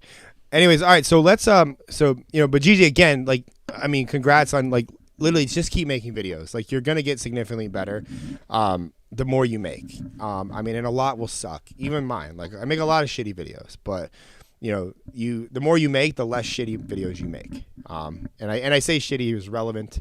But you would just like, you got to keep like, I feel like everybody needs to keep going until they get that first 1 million viewed video, because it's like the dopamine, it's like the dopamine hit of getting 1 million views. It's like, oh, like finally, and then it's like, and then if you're smart, you reverse engineer what happened and then you make more of it. And then your also account too, kind of like raises in authority every time you go viral, because TikTok or Instagram or even YouTube now can go, oh, we can show this creator's videos because it's like a rite of passage, if you will. Like, oh, they can hold retention, they can get views, So and the more you do that, I feel like there's somebody at TikTok just going, all right, this account gets views, so let's show his videos. So what was so we're gonna go ahead and transition and talk about, so in the last, my battery is at 14%. Hold on, guys. You said it was going to last. I did say it was. I'm going to have to unplug Luis's light. But GNC, hopefully that was helpful. I know we're like very constructive and direct, so hopefully you guys value that. No sugarcoating. Always got time for sugarcoating. Hang on, guys. I'm plugging in my laptop. Is it going to fit over here? Oh, it's not going to fit. What do you mean? We have 30 minutes. All right, we got 30 minutes, so I'm going to have to go without. All right, guys. So if my laptop dies, I'm sorry. I was on vacation. All right, so in the last 2 years, I started a company called Viral Edits, and we have made. Where's my screenshot? Did I send? Fitzy, he has headphones there and chooses not to use them. I just need to make sure. It's like, oh, Fitz didn't set up time. Just saying. Sorry. Looking forward to it, GG. Hold on one second. I'm finding a screenshot, guys, because I do want to prove that this is, legit. I'm not logging into my bank account live for the world to see. I do draw a line. That's a boundary for me. But I will put this in there, and this is uncomfortable for me to share. And also, just like, because we were giving feedback right now, if you're working with a client, like, just be direct with them. If something is not going to perform or it's not good on camera, like, just tell them the truth, because they're paying you to tell them the truth. So don't like try to just make their feelings feel good. Yeah. All right, Fitzy, do we have my screen up? Yeah, we can put it up right now. Here it is. All right. So this is a screenshot from my Stripe accounts. That is 2.05 M, this is all-time income from my Stripe account. This is not, but as you can see, there was a very, very long streak of time where I did not make much money. That line from like here to here was like, what is that? 2016 to, that was about 6 years, maybe 7 years. Now these little spikes, these were like $30,000, $40,000, $50,000 years or like months. Like, I mean, so I did make money here, but it's like they're small in comparison to the now big lines, with 126,000 being my highest month so far on Stripe. And this is the last 2 years. And just so we're clear, this did not all come from editing short form video. It's a mixture of like everything that I've generated over the internet, but about 1.5-ish of that all came in the last year and a half of editing and clients for short form video. I've recently started a mastermind that is not included in this Stripe account. This is actually, they should be able to, we can plug. So I did start a mastermind, which is, that income is not included in here, which that will be a sizable increase as well. So yeah, just go put it up there. So yeah, so this is proof that I actually did make this, and haters will say it's photoshopped, but it's not. Anyways, so back to my face. So yeah, so some things that I've learned in doing that is, to make a lot of money, you have to hire people to help you. I don't necessarily believe in the solo businesses. There's only certain ones that work where it's like a single person that can do it and sustain it for a long period of time. Yes, creators, even creators, even your favorite people that just all they do is make videos, there's generally people behind the scenes that you don't see because they physically can't do things on their own. And then when you're doing that, you have to very uncomfortably start hiring people and paying them money. One of the things that I've done that I feel like, when I started, which was really good, was performance incentives. I'm very big on, certain trial time periods and then performance incentives after that. Instead of going bigger salary, it's more incentive. But I also learned the hard way after doing that for a year and a half that eventually all your performance incentive things that you agree to will probably come back to bite you in the ass when you're making these new levels of revenue. Because 5% when you're making $10,000 a month is significantly different than 5% when you're making $100,000 a month. And I say that not because the person that you do these deals with is deserving of it, but also expenses really creep up as you are scaling and as you are growing. And most of that revenue obviously was made from a service-based business, which is people. We edit short form videos for clients. One thing that I have really been diligently focusing on, that's because I had a lot of smart friends when I started, was keeping my margins at, trying not to let them go past 50%. What that means is if you make 100,000, you keep 50,000. And then the next step there, or if you make 10,000, you keep 5,000. You can spend the other 5 on employees, on softwares, on services, on things to help you make that income. But when you're first starting out, it's like you have to you have to go through periods of uncomfortable money spending to get to the point where okay, now I can spend a large amount of money and then see the return on that money. But when you're first starting to hire people, it's fucking terrifying. It's scary as shit. When my expenses, got more than what I made in a single year every month, like 3 years prior, like every time I would hit pay people, I'm like terrified, like, because it's like you have to have that money coming in. And the second thing was nothing beats recurring revenue. Like if you're in a service-based business or any type of business, like if you can have your expenses covered by what they call MRR, monthly recurring revenue, it will always help you. Like even if you're not, making new revenue, you still have this coming in. Now, yes, cards fail. Sometimes you lose clients. So there is a fluctuation that happens, but you have to also plan for things like that. Like, and something that I've tried to do, and it's like, I haven't been perfect, is like, I always try to have at least 3 months of business expenses, in my account at any given time. Now that right now is the tune of over $50,000 a month. So there has to be a large sum of money in my business account to fund at least 3 months. And what that means is if I lost all my clients tomorrow, I have 3 months before I'm broke, and I have to get new clients or start letting people go. And these are decisions that you have to start making as you become a CEO, as they call it, and you're the owner of the company, and you're pulling all these strings. But same thing here is like I think hiring the right people early on. I haven't made too many hiring mistakes. I made a few, but I think being a good judge of character has saved me a ton of money. And also, like, I have been generous with the performance incentives, and yes, I did say they bite me in the ass, but it's still worth it for the output and the outcome of what I received from that. So I was generous with the incentives, maybe moderate with salaries starting out. And I think that that's equated to a lot. With this type of talk, I don't really know like what would help people the most. Like if you guys have questions on this stuff, it would be really helpful because I think people want to know when you started. Like you can talk about like when you hired me because you would pay me. Well, you were working closing for Elliot, and then so 2 years ago, like a TikTok agency wasn't a thing, and it was just that. It was just a TikTok agency because there was no reels and no shorts and no anything. It was just for TikTok. So when I started, I was doing DM closing, which is people would message a Facebook page on Facebook, and then they would say a word, and then I would start selling them on a product. They were, it wasn't spam. They were actually, reaching out for information about said product. And I would close people over chat, and then I would make a commission. And I was doing higher volume, so I was selling around $100,000 a month on some of my good months, $50,000 or so on some of like the average months. But I was making an average of $5,000 to $7,000 a month from commissions, and I was taking that money.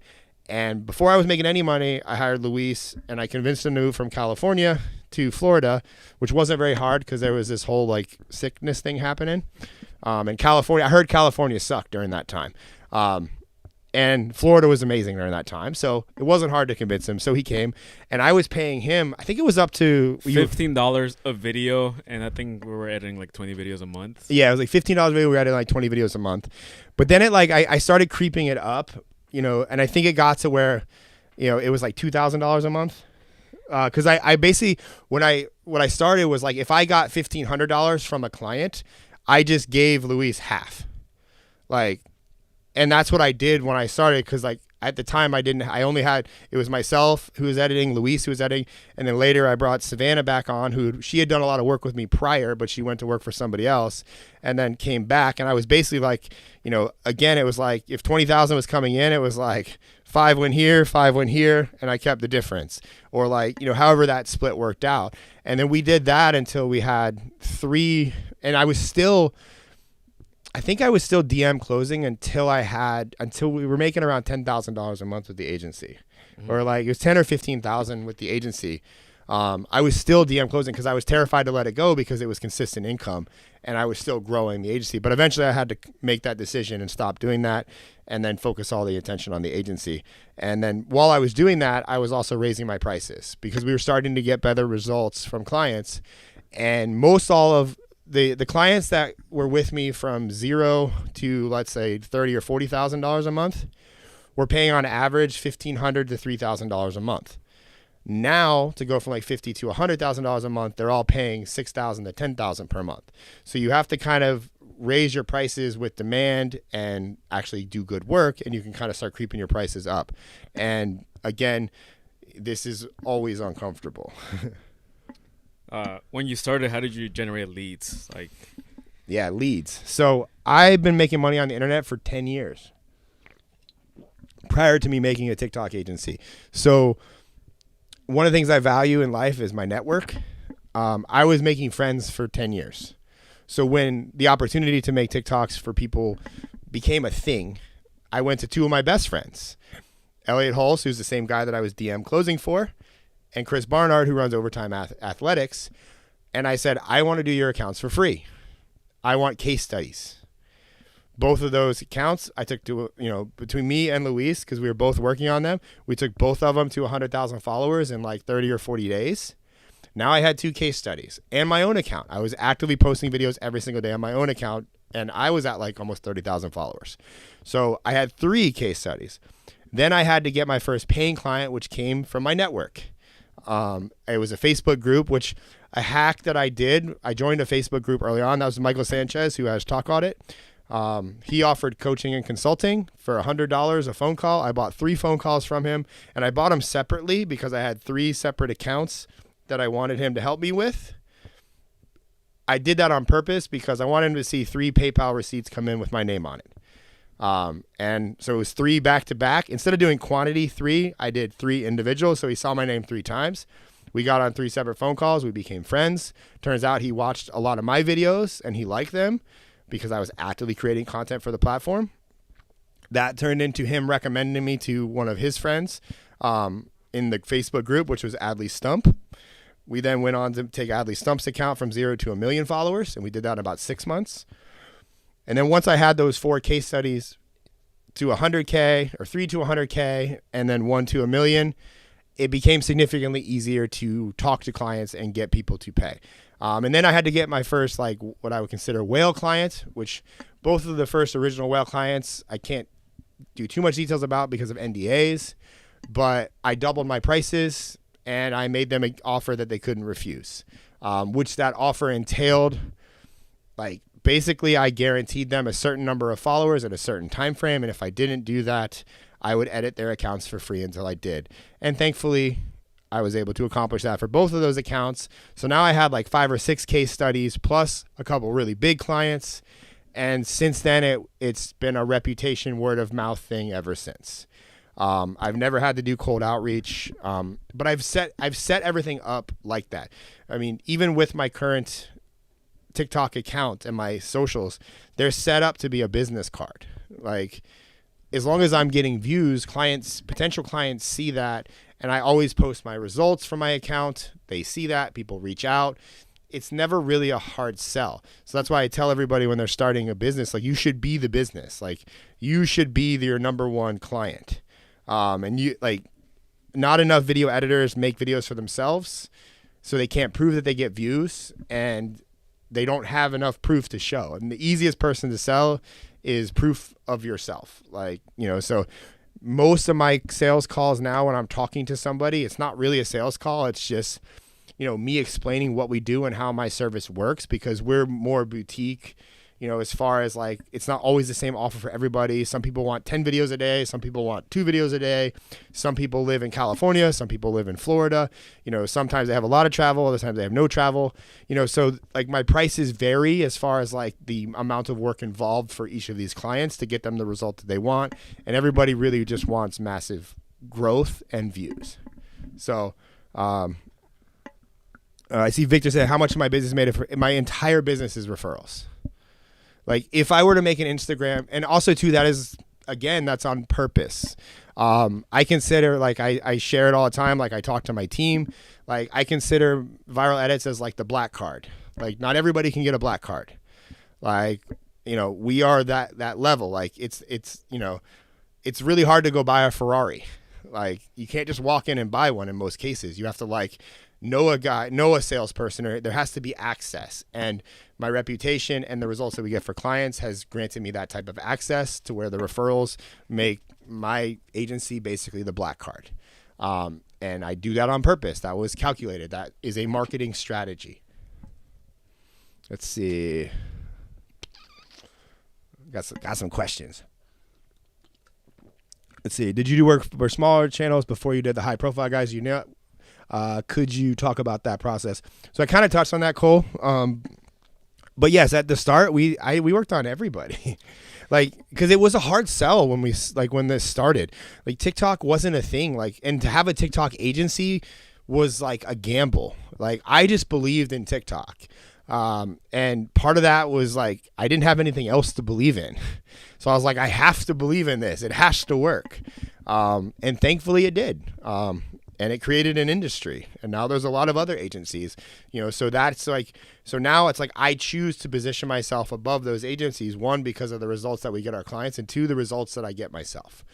So that does allow a lot of flexibility as far as I don't need to do hard outreach.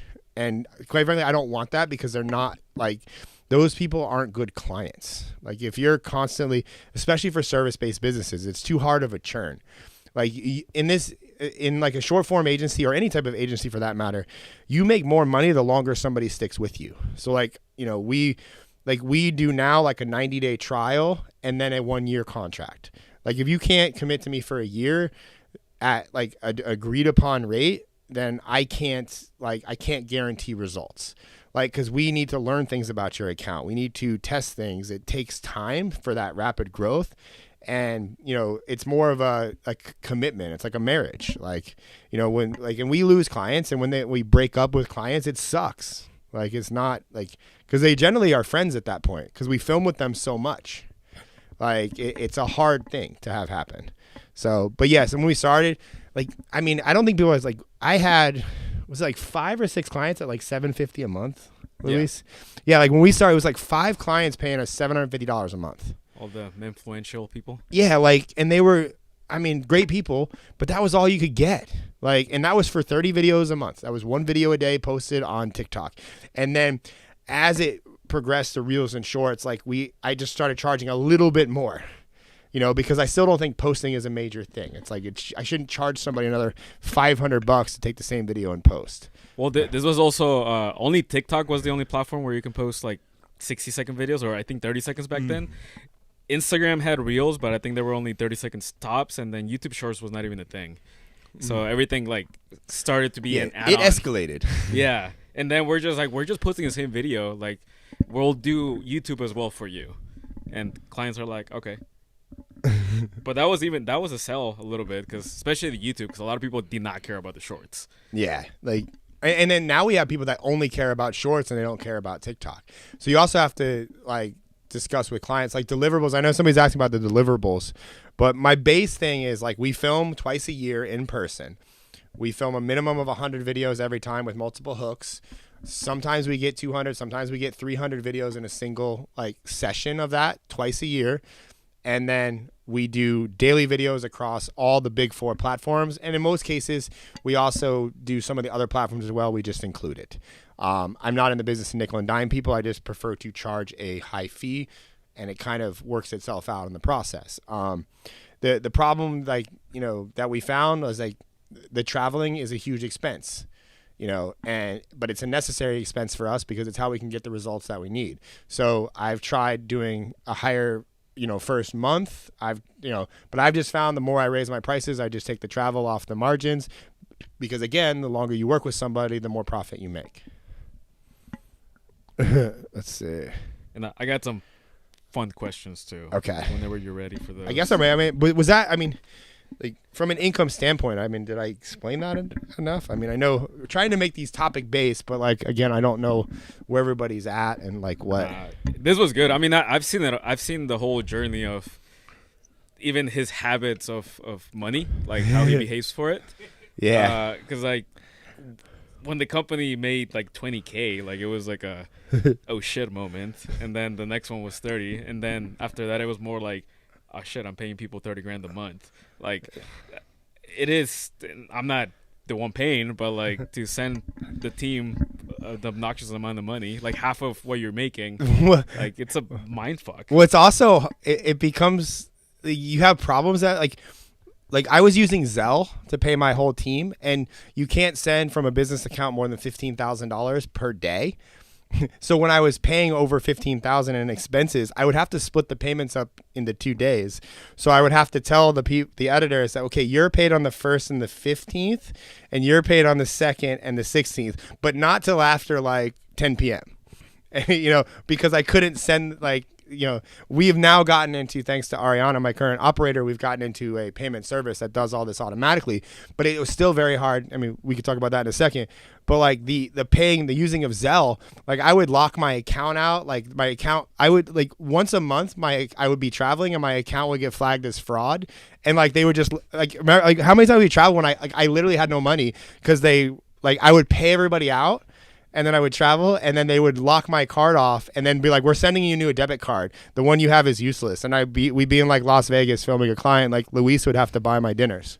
Yeah, Vegas is notorious for locking your card, just because Vegas is known for. Yeah, rip-offs. Vegas has always locked my card. And may or may not be good to have that happen. But life advice: always have like 3 credit cards with you when you go to Vegas. That's one thing I've learned. I've had to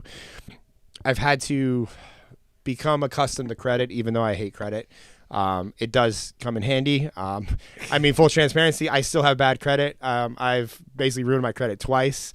But my fiance has really good credit, and I'm an authorized user on her cards. Plus, when you're making a significant amount of income, or at least your bank account has a lot of money in it, banks treat you differently. When they see the balance on your account, like, you get treated differently when they look at your account. And I've gotten, one is a carrot card. It was a creator card, but that's based on how much balance I keep in my account versus how much I can spend on that. So but it just became very hard. Like there was so many, like getting off of Zelle was one of the most challenging things possible. I don't know why that was hard, but it was so hard to do. It was. It's funny because he always paid me last, and I was always like, I just don't care, because I know he was gonna pay me. That's always something he's been like super good on, like making sure that he pays. He like makes sure because he knows the struggle as a freelance video editor or just video people in general. Yeah, one of the things also too that when I started was I would pay everybody once a month, and I then realized why big corporations and companies pay every 2 weeks, because I would pay everybody and like I literally would have no money. And I was like, shit, all the money doesn't come in for like another 10 days because when the clients were getting rebilled, and I paid everybody, and I was like, hey guys, we're going to have to go to like every other or bi-weekly payments, just so you know. And that was because I would, for like 2 weeks, I'd be like, Luis, can you buy me Chipotle? I'll pay you back. Paying people was like, and even getting into an automated payment software like Ariana, our operator, she had to work on it for like a month. Yeah, it was like long. To get, because of like we were paying, and we had to restructure all the contracts with the editors. We were paying per video, plus we have video bonuses, so we had to go to like salaries, and then we had to renegotiate with all the editors. And currently, for those wondering, I have, is it 9? We have a team of 13 right now. Fitzy would be 14. I think we're with 13 with him. 13 with see, that's another thing too. You have to hire people to help you even know how many people you work with. Because it gets, to manage everything gets really hard. I just know because before I sent the email, I counted everyone, and I put 12, but I didn't count you. You're new. I'm new. Let's see. Are there any questions? I mean, I got like a list of. Just fire them off because we can go a little later tonight because I have to drive back to Orlando after this, and this is really good. I have fun with these as long as Fitzy's good, you know. I mean, I'm paying you now. He's like, I'll be here all night. I hope so. Nothing. Like, I'll say that one thing that Ryan has always paid for and never like cheaped out on, it was like eating out. Like that was always like just a networking thing where like, hey, I'll take you out to lunch, or he would just buy things on the road because we were always somewhere. So I think if you're a agency owner or creator, like get used to eating out. Yeah, good gifts too. You're really good at that. You buy good gifts, Luis. He has got a gift hack though. He always splits the gift with somebody else. It was not intentional. It worked out. Like for Christmas Day, Luis and Stefan, I don't know if he watches the streams, but Stefan, he went on to do something else, which is also too like you have people that work with you for a long time, and like you don't want them to leave. But I also understand when people leave because certain positions you can only pay so much, and it just makes sense. And I've never wanted to hold anybody back, even though like letting people go is like it hurts me because it's like you're a really good person. Like I don't want to lose your skill sets. But him and Stefan split buying me a pair of Golden Gooses for Christmas, and I was like, you guys bought me a $600 pair of shoes? This is awesome. Never forget that. And now we just did it for Ariana, and actually, like, you know, this last month we had a really good month, and my leadership team, my senior editors, we bought the company bought them, or I gifted them Golden Gooses, which are, you know, expensive designer shoes, as a thank you. And that's like, I believe in good gifts, and like, you know, also like good trips. Like if I need my team to come with me, I want them to have a good trip. If that means a nicer hotel, I'd rather that, you know, as opposed to like cheaping out on a room. So. And I'll say the reason why I bought him the Golden Goose shoes ended up being like $620 or $630. Either $575 plus tax. Yeah, I have a couple pairs now. Was because he had 3 pairs, and like he would always get the emails of like, oh, they just got these new ones, I should buy them. I'm like, fuck no, you're not buying those. That's a stupid decision. I don't get emails. I get text messages personally from the guy that works there because he's a salesman. That's one thing that happens when you start buying designer. You get like a salesman. Like, well, point being, I saw his habits because he's a big shopper. So that's just me being aware of like he values shopping, and shoes are one thing he's gonna wear like every day. But fun thing, I got him the pair. Like me and Stefan chose a pair that was cool, but it was very similar to one he had. So we returned them, and he exchanged it for another one that he chose that he didn't have. They looked dope though. But like that's one thing when you gotta gamble with shoes. Like you don't know if the person's gonna like fucking love them or just be like. I was like, thank you for these. I'm gonna go return them and get the ones I want though. Yeah, and you gotta be okay with that too. Like I was already on that mindset. Let's what other questions do you have, Luis? And we got some. We can wrap up with some of the ones that are here. I see. And this is more like if you're an agency owner, like, and you're traveling, should you spend an extra $100 or $200 for a nicer hotel? Yes.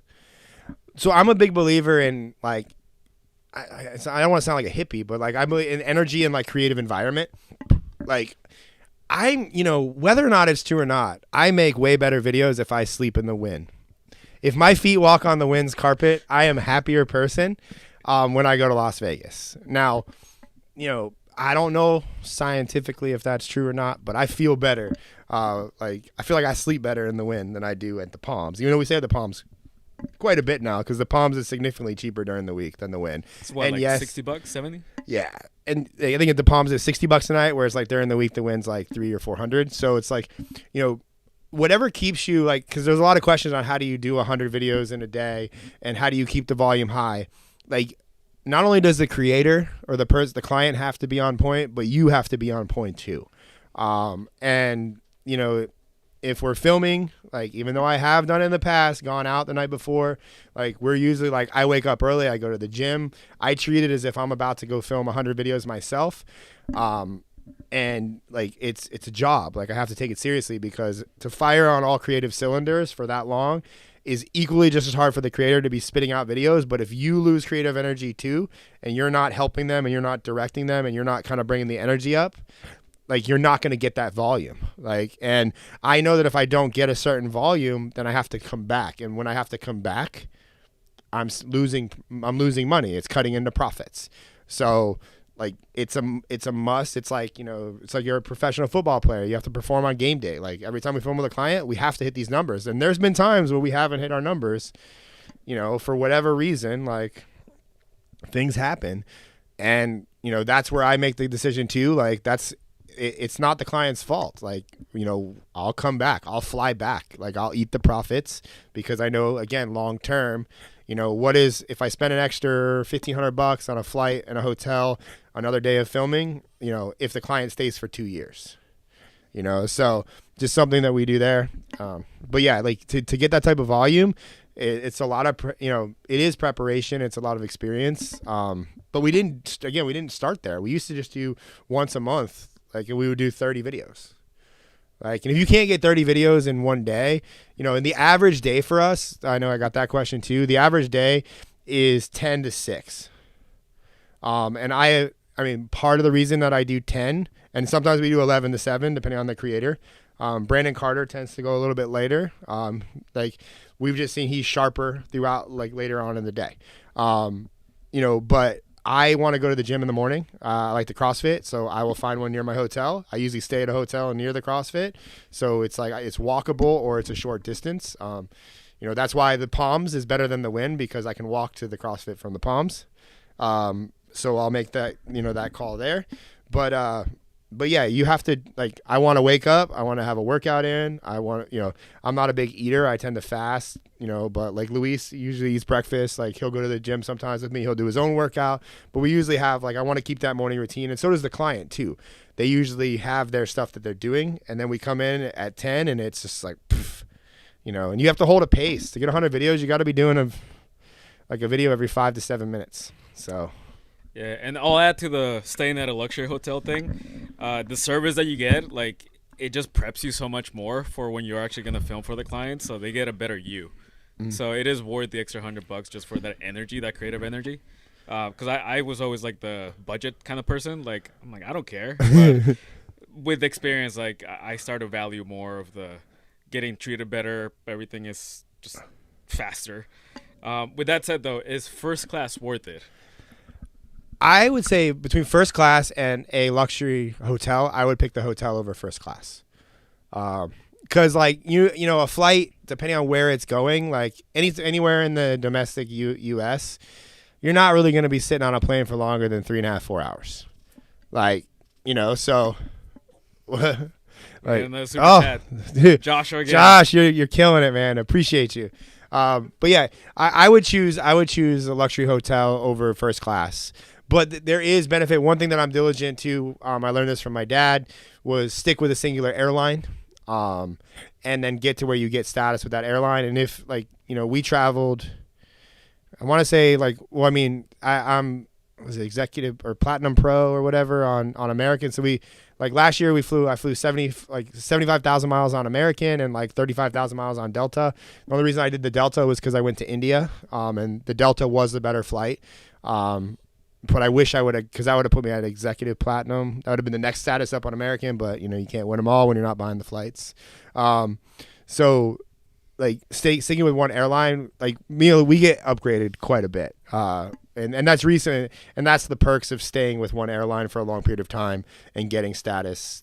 Like, first class upgrades happen more times now than they don't. But I will always buy the exit row. But I'm 6'2", 225 pounds. The exit row, for even, like, they don't charge you when you have status for the exit row. You just get access to those. But even if I didn't have access, that's worth every bit of that $40, like, to buy exit rows. So I'm compact, so I fit anywhere. I'm 5'5". Yeah, Luis is tiny. But no, I agree with him. Like, the first time I got first class was with him because we got upgraded, and I was just like amazed that they give you the drinks in the glass as opposed to plastic. Yeah.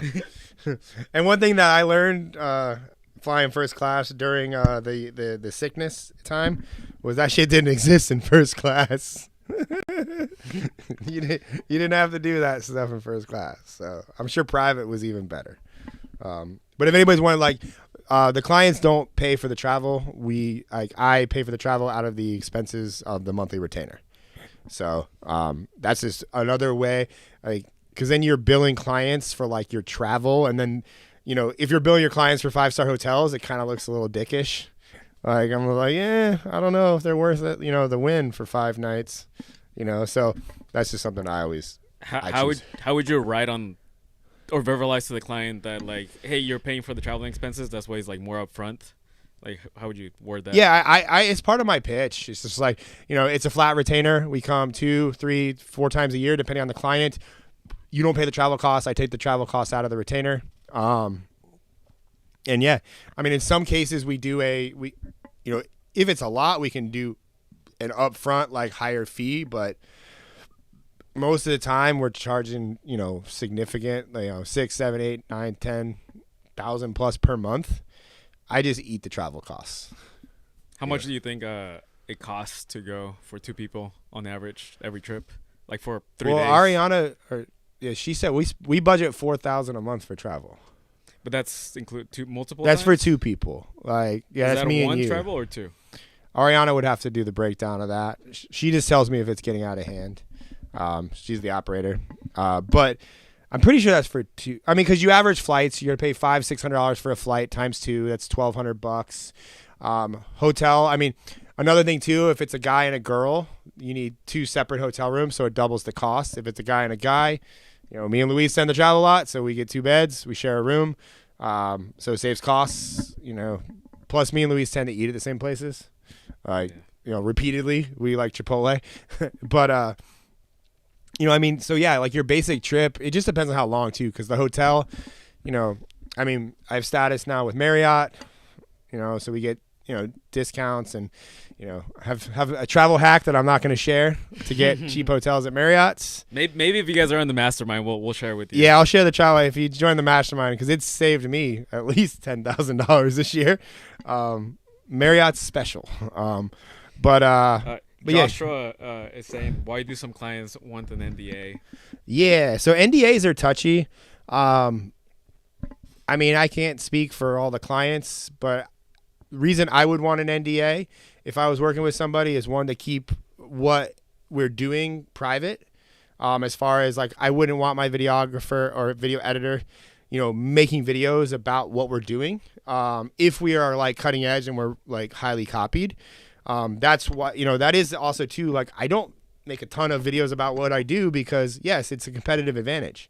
Like that's why we can charge what we charge. That's why we can get the results. So there are things that I hold back, and I think that same way, coming from a client's perspective, is, they don't want the world knowing all their shit. And also from a client perspective, I just think it's tacky when people get results and then immediately start running ads and using that person in their marketing.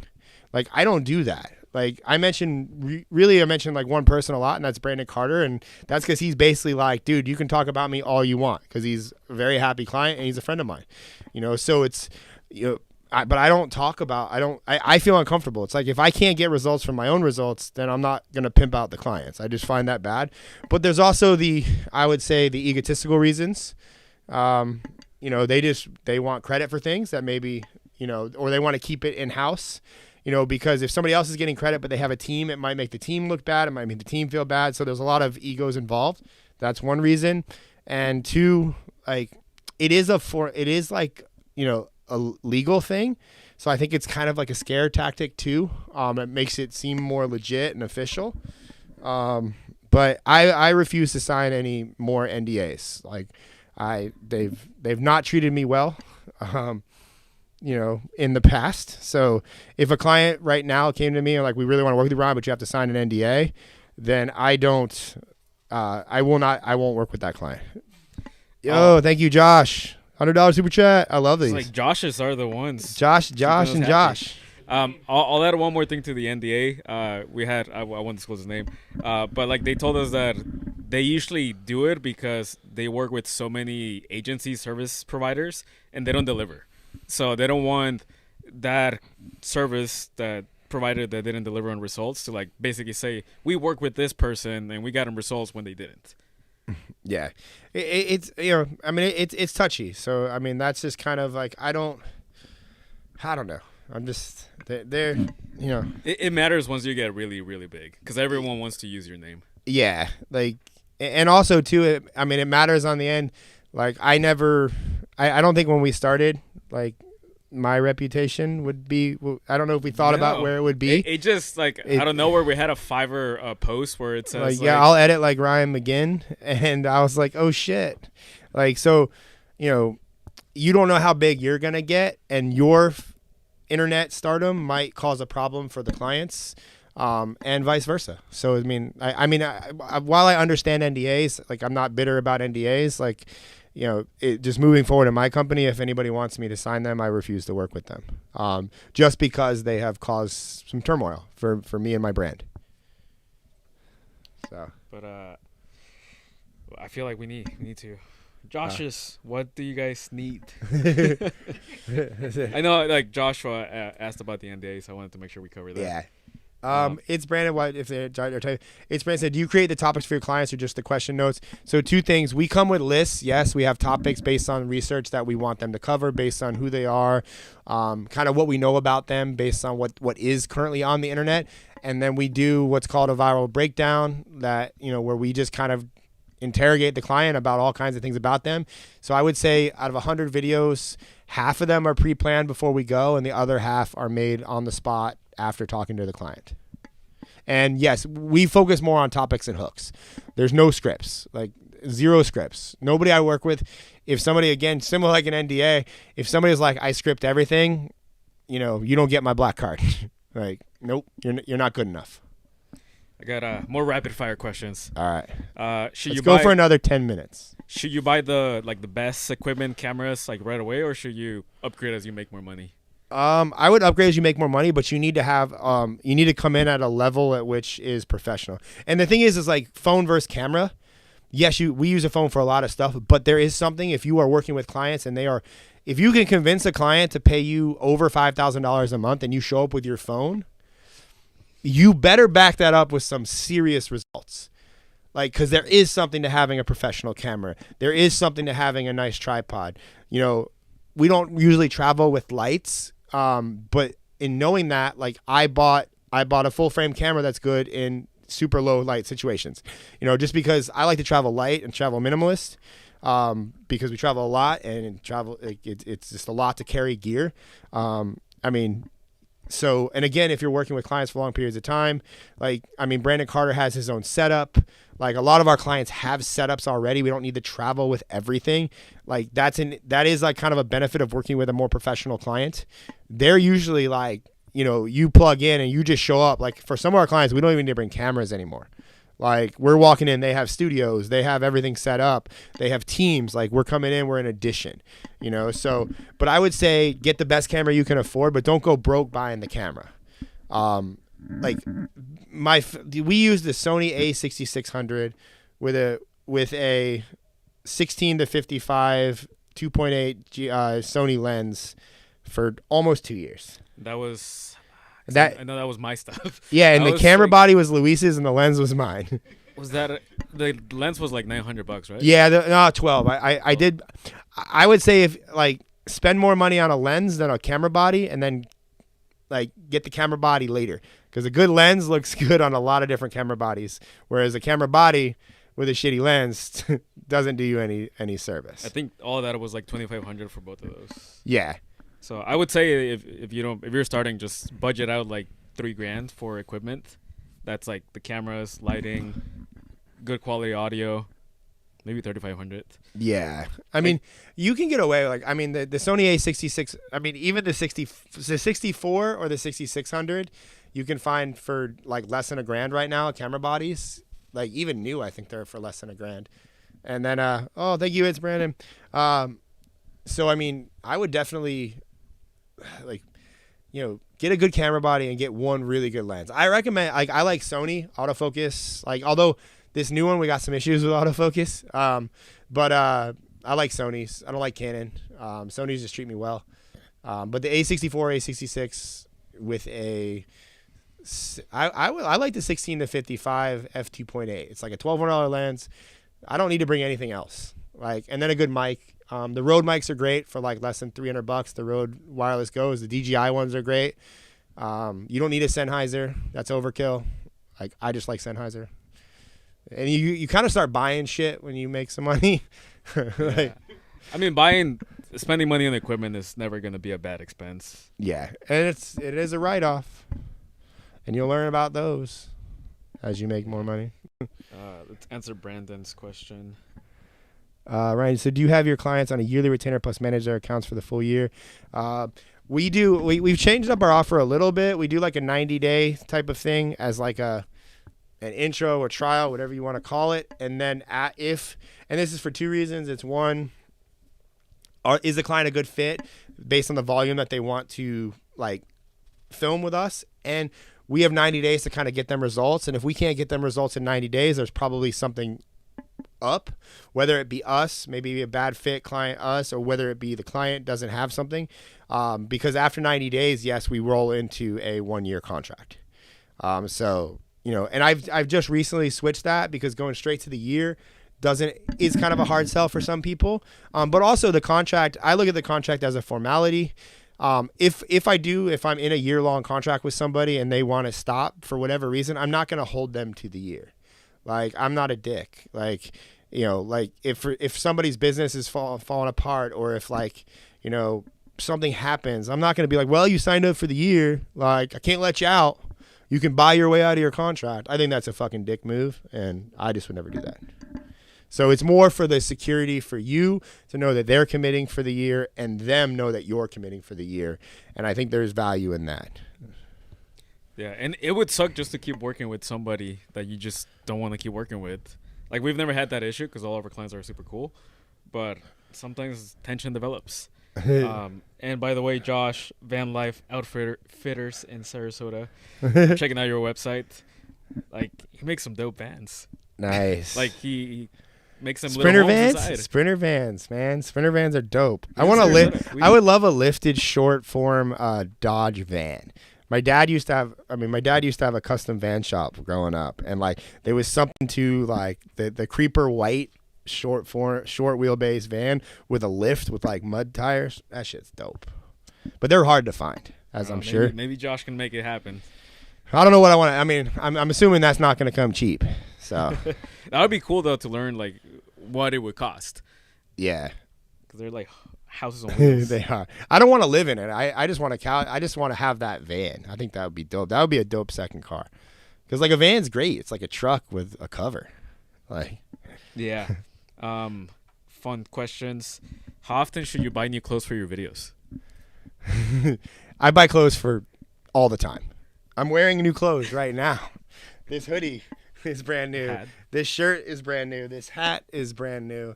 Well, to be fair, I'm technically on vacation right now, so I bought stuff for my vacation. But if I was home, I'd probably still buy the same stuff. I like to buy interesting things, or at least things that I like. And I have brands that I've become very accustomed to. Hugo Boss, I really like them. So I buy. There's a guy that works there that texts me when new stuff comes in. He sends me pictures. And then I just go to lunch, and there's a Chipotle at the mall. So I killed two birds with one stone there. I mean, I think you have to invest in your appearance to have better videos. Like, having good stuff to look at will make, like, if you look good on camera, you obviously feel better on camera. But there is something to being fashionable, and something to having good style, and something to have items and things that people can comment on, whether they be designer. I mean, I'm not to the level where I can spend $14,000 on Louis Vuitton designer hauls like Brandon Carter can before I come and film with him. But maybe I should. I don't know. Maybe spending that 14 grand once might net me. There's an art to flexing. I know me and Luis talk about that a lot. There's an art to flexing. And people like to see a demonstration of something. Whether that's flexing with camera gear, whether that's flexing with clothes and fashion. I just think anybody can flex with fashion, because anybody can look good on camera and buy nice things. Things that are unique to them. So.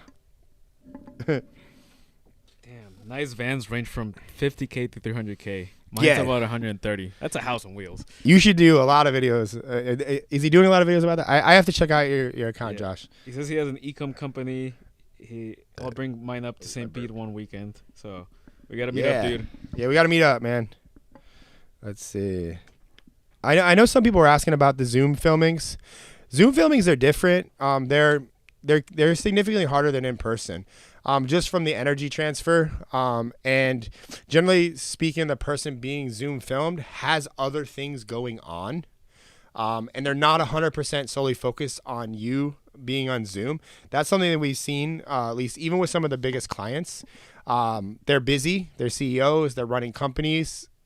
But when we're there in person, they block out the whole day. In Brandon's case, he goes to the mall, he buys his stuff, he picks out all of his outfits for knowing that we're going to change outfits every 10 to 12 or 15 videos. He has his outfits picked out, like he prepares for the session. If it was just over Zoom, he would not take that much care. Now, the one thing I wish Brandon would do was set up the lights for me when we get there, but we're working on that. He pays a lot. But that's why he pays me.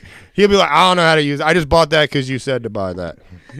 I'll try to next time kind of document a little more behind the scenes of filming with Brandon, because he is someone that a lot of people can learn from, but he's just prepared. Yeah. Like, he's over the top, but like in a great way. Yeah, Makes life easy. Yeah, that's the thing. Like, I mean, back on the fashion, like people just look shitty in videos. Like, don't look shitty in videos. Like, you know, I mean, I guess there is a downfall in flexing in videos, because the more you flex in videos or what you show, like it creates a ripple effect in your personal life. I know, like even talking about the revenue that I made on this, it causes people to treat you differently. Even if like I showed that screenshot, I didn't keep all that. I don't have 2.5 million sitting in my bank account. Like, it's running a company. Like, so, you know, when somebody sees you, like if all you wear is designer, you know, if all like you're always driving in a nice car, like people judge you, and it's like there's a trade-off. There's like people believe you, and then also people judge you. So something that I'm learning to deal with. Oh yeah, I've seen it. And you've seen that. Luis has seen that Seen everything. transformation. Yeah, but I do think that wearing designer or just things that look good on you matters a lot, because you got to be on the extreme side of things. Like either you look super good because your lighting in studio looks fucking amazing, or you make up with your clothes and they fit you well. Like, Yeah, and even fitness too. Like I think you'll make more money if you're not fat. Like I think you'll make a lot more money if you're not fat on camera. Like, because if you're fat on camera, you have to make up for that in other qualities. You have to make up for that with personality, maybe humor, maybe just sheer intelligence, maybe just your way of delivery. I think it's harder. People, like, from an attention standpoint, there's a thing called the halo effect. People like looking at attractive things for longer. So the more you can make yourself attractive, whether it be how you dress, how you look, how your hair is cut, like, it will increase watch time. So, you know, yeah. fat people have bad watch time. Like one time, one person we met that was wearing like all designer, but it's kind of subtle, was Brad Lee.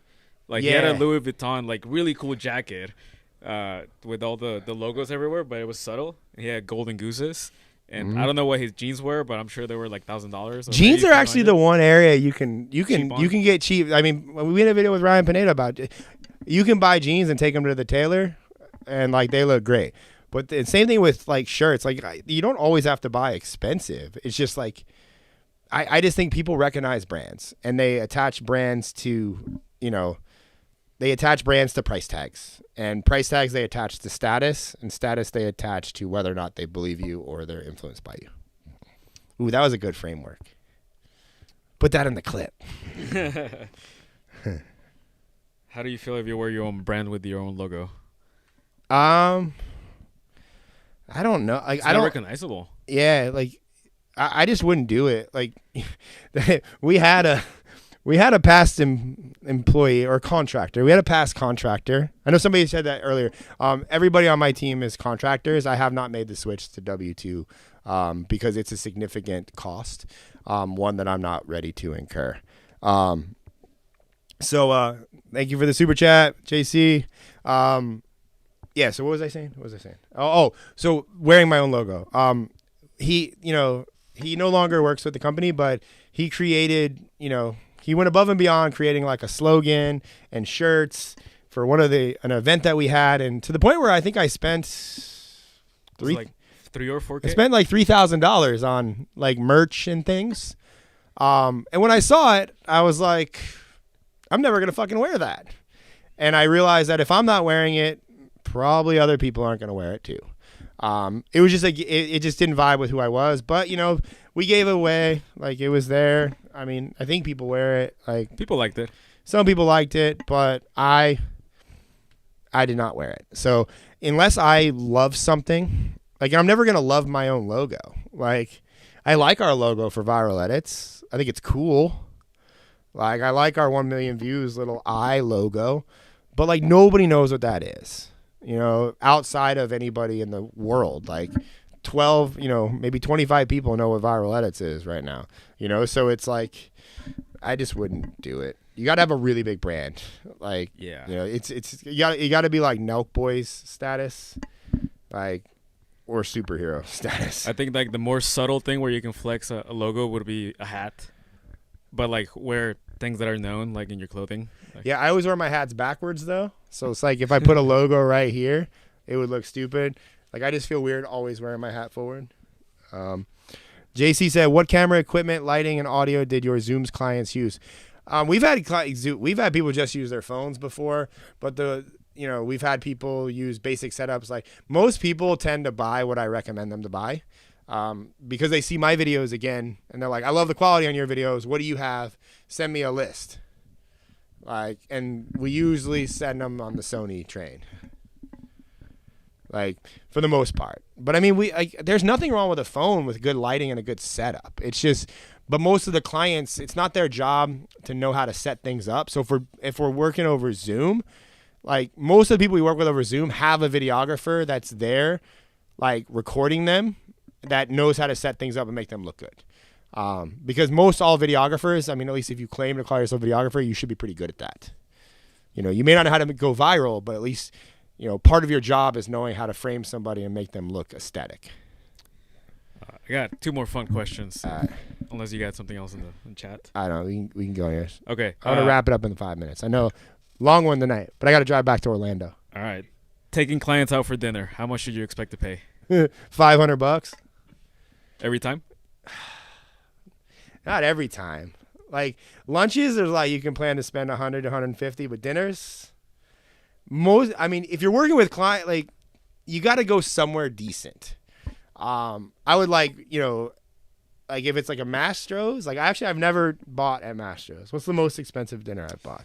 I think it's $700 right now. I mean, with Kevin last time, it was the Brazilian steakhouse. Forgot the name. Yeah, that was 500. That was 500. I mean, but that was 4 of us, right? It was 4 of us. No, it was 4 of us. Yeah. Yeah. It was 4 of us. It was plus drinks, because usually after filming, you can enjoy drinks if you're into that. If not, cool. But usually it's got to be a nice meal, a nice steakhouse, a good steakhouse. You're looking at 50 to 75, sometimes $100 per person. Factor in a couple drinks, maybe an appetizer, you're at $500 plus tip. Yeah, I feel like that goes a long way and nobody talks about it as far as building the relationship with the client, because you also get to learn a lot about the client while eating with them, because their guards are down, they're more open about just random stuff, and you get to find just personal details that you can later make videos about. At least I'm always the one taking notes behind the scenes. I'm always paying attention. Yeah, Luis is an avid researcher. Mertcan, I'm gonna get this one. Mertcan Mingo. I hope I said that right. How do you make your content creation process more controlled and enjoyable? I'm in my early 20s and my clients are going to be coaches much older. If you have to convince them to make videos, they're not a good client. If they don't enjoy making videos, they're not going to be able to go viral. So, while I understand you probably need to do that to pay rent and make money, just know that those clients are probably not going to stick around. So I would only put as much creative effort into that process as you feel you need to. You shouldn't have to change somebody's mind or change somebody's personality or their way of being to create video content. If they don't understand the importance of it, they're not a good client. Yeah. Well, he kind of said process more control and enjoyable. He didn't say that he's forcing them because they don't want to. Oh, maybe I took that on a rant. But if you can prepare for them, let's say they do enjoy it and you just want to make the process easier, decide on a number of videos that you're going to do before you get there. Come up with the hooks and the topics and help them. Give them some leeway to create other topics as well. Let them create videos that they want to create. And just help them. And it's also your energy too, man. If you come with a good energy, if you come with, if you're sharp, they're going to feed off that energy and it's going to be a more seamless, more organized process. And then also take notes, keep track of how many videos you filmed. We've gotten very diligent with that. You need to know the exact count. You need to know which files got longer, which files could potentially be 2 or 3 videos, which, did you get 2 or 3 hooks for every video? Which ones do you think are going to do good? Put a little rocket emoji next to them. Keep a good record. And that's where in our case, it makes sense to travel with 2 of us. I usually film, Luis is taking notes, we switch, Luis films, I'm taking notes, vice versa. Now, again, not everybody's in that, but you need to be good at diligently tracking what is being filmed, and that's going to show them that you're more organized, which is going to alleviate some of that pressure on them too. I'll add to this because I'm usually the one that films over Zoom with most of the clients. You want to set the frame, like he said, have a goal of number to hit. Like, hey, we're gonna knock out 30 videos in the next 2 hours. But you gotta have good energy and kind of compliment them a little bit. Like, hey, I saw your video last week. Like, for example, Ryan Pineda is like, dude, was at your event last time? Like, they keep getting bigger. Like, are you trying to compete with Cardone? Like, just kind of like busting their balls a little bit, but like be playful. But second, like if they make a video that you want to do more of, like for example, Ryan Pineda, when I make him do food videos, I always tell them at the end, like, dude, that was freaking awesome. Like, last time you made a food video, people like attacked you, but like they found it helpful just based on the comments. So you want to give positive reinforcement through compliments and also share your own excitement at the videos that you want them to make more of. Yeah. I do think, and it's hard to get that over Zoom, that energy too, man. Like Zoom is tough, like, but it's better than not being there. Like, so, I mean, we've tried to optimize for Zoom. Like, we only have a few clients that do it, and like, you know, the energy transfer is hard over Zoom. Mm-hmm. So that's where like you gotta be the one on point. Yeah, it's tough. Like Zoom is tough, but then also like traveling too is a giant expense. But it's also, I will say, like every time I hate travel or like I get pissed off and I'm like, fuck, I don't want to travel, I realize that it's what makes us different. It's like I'm willing to do that. Like, and I think more people should be willing to do that because, you know, if you just want to sit back and churn videos out from behind your screen and not give a shit about the end product and not care about the creation process, then you deserve to make, you know, $700 a month and edit videos for $10. Like, if you want to be valued as an editor, a videographer, a creative director, you know, you got to be face to face. Like, Steven Spielberg does not direct movies from Zoom. Like, he is in person. He is sitting in that chair. Like, you know, who do you want to be? Yeah, just spend your own money and like make the trip. Even if you break even, like just building that relationship is worth it. Like, I do believe in that. It's the more money the money comes back. Like, and whether it's just investing in yourself and getting better at filming and being better at batch filming. Like, if you have one client that's like, I would love to film with you in person, like, and maybe they can't afford to pay to you know, bump up to maybe an extra $1,000 or $2,000 a month, like, just eat the cost because that person will bring you somebody else. Like, you got to kind of have a little bit of faith in yourself and like, I don't know, it's goodwill. Like, shit pays off. And so, you got to practice. And practice. Yeah, you get good. Well, that's it. It's 11:30. I got to drive back to Orlando, which is, for context, about an hour and 40 minutes from here, to go back to my family vacation. I'm going to a theme park tomorrow. But thank you all for the super chats. I'll be here next week, 9 to 11-ish. Thank you so much.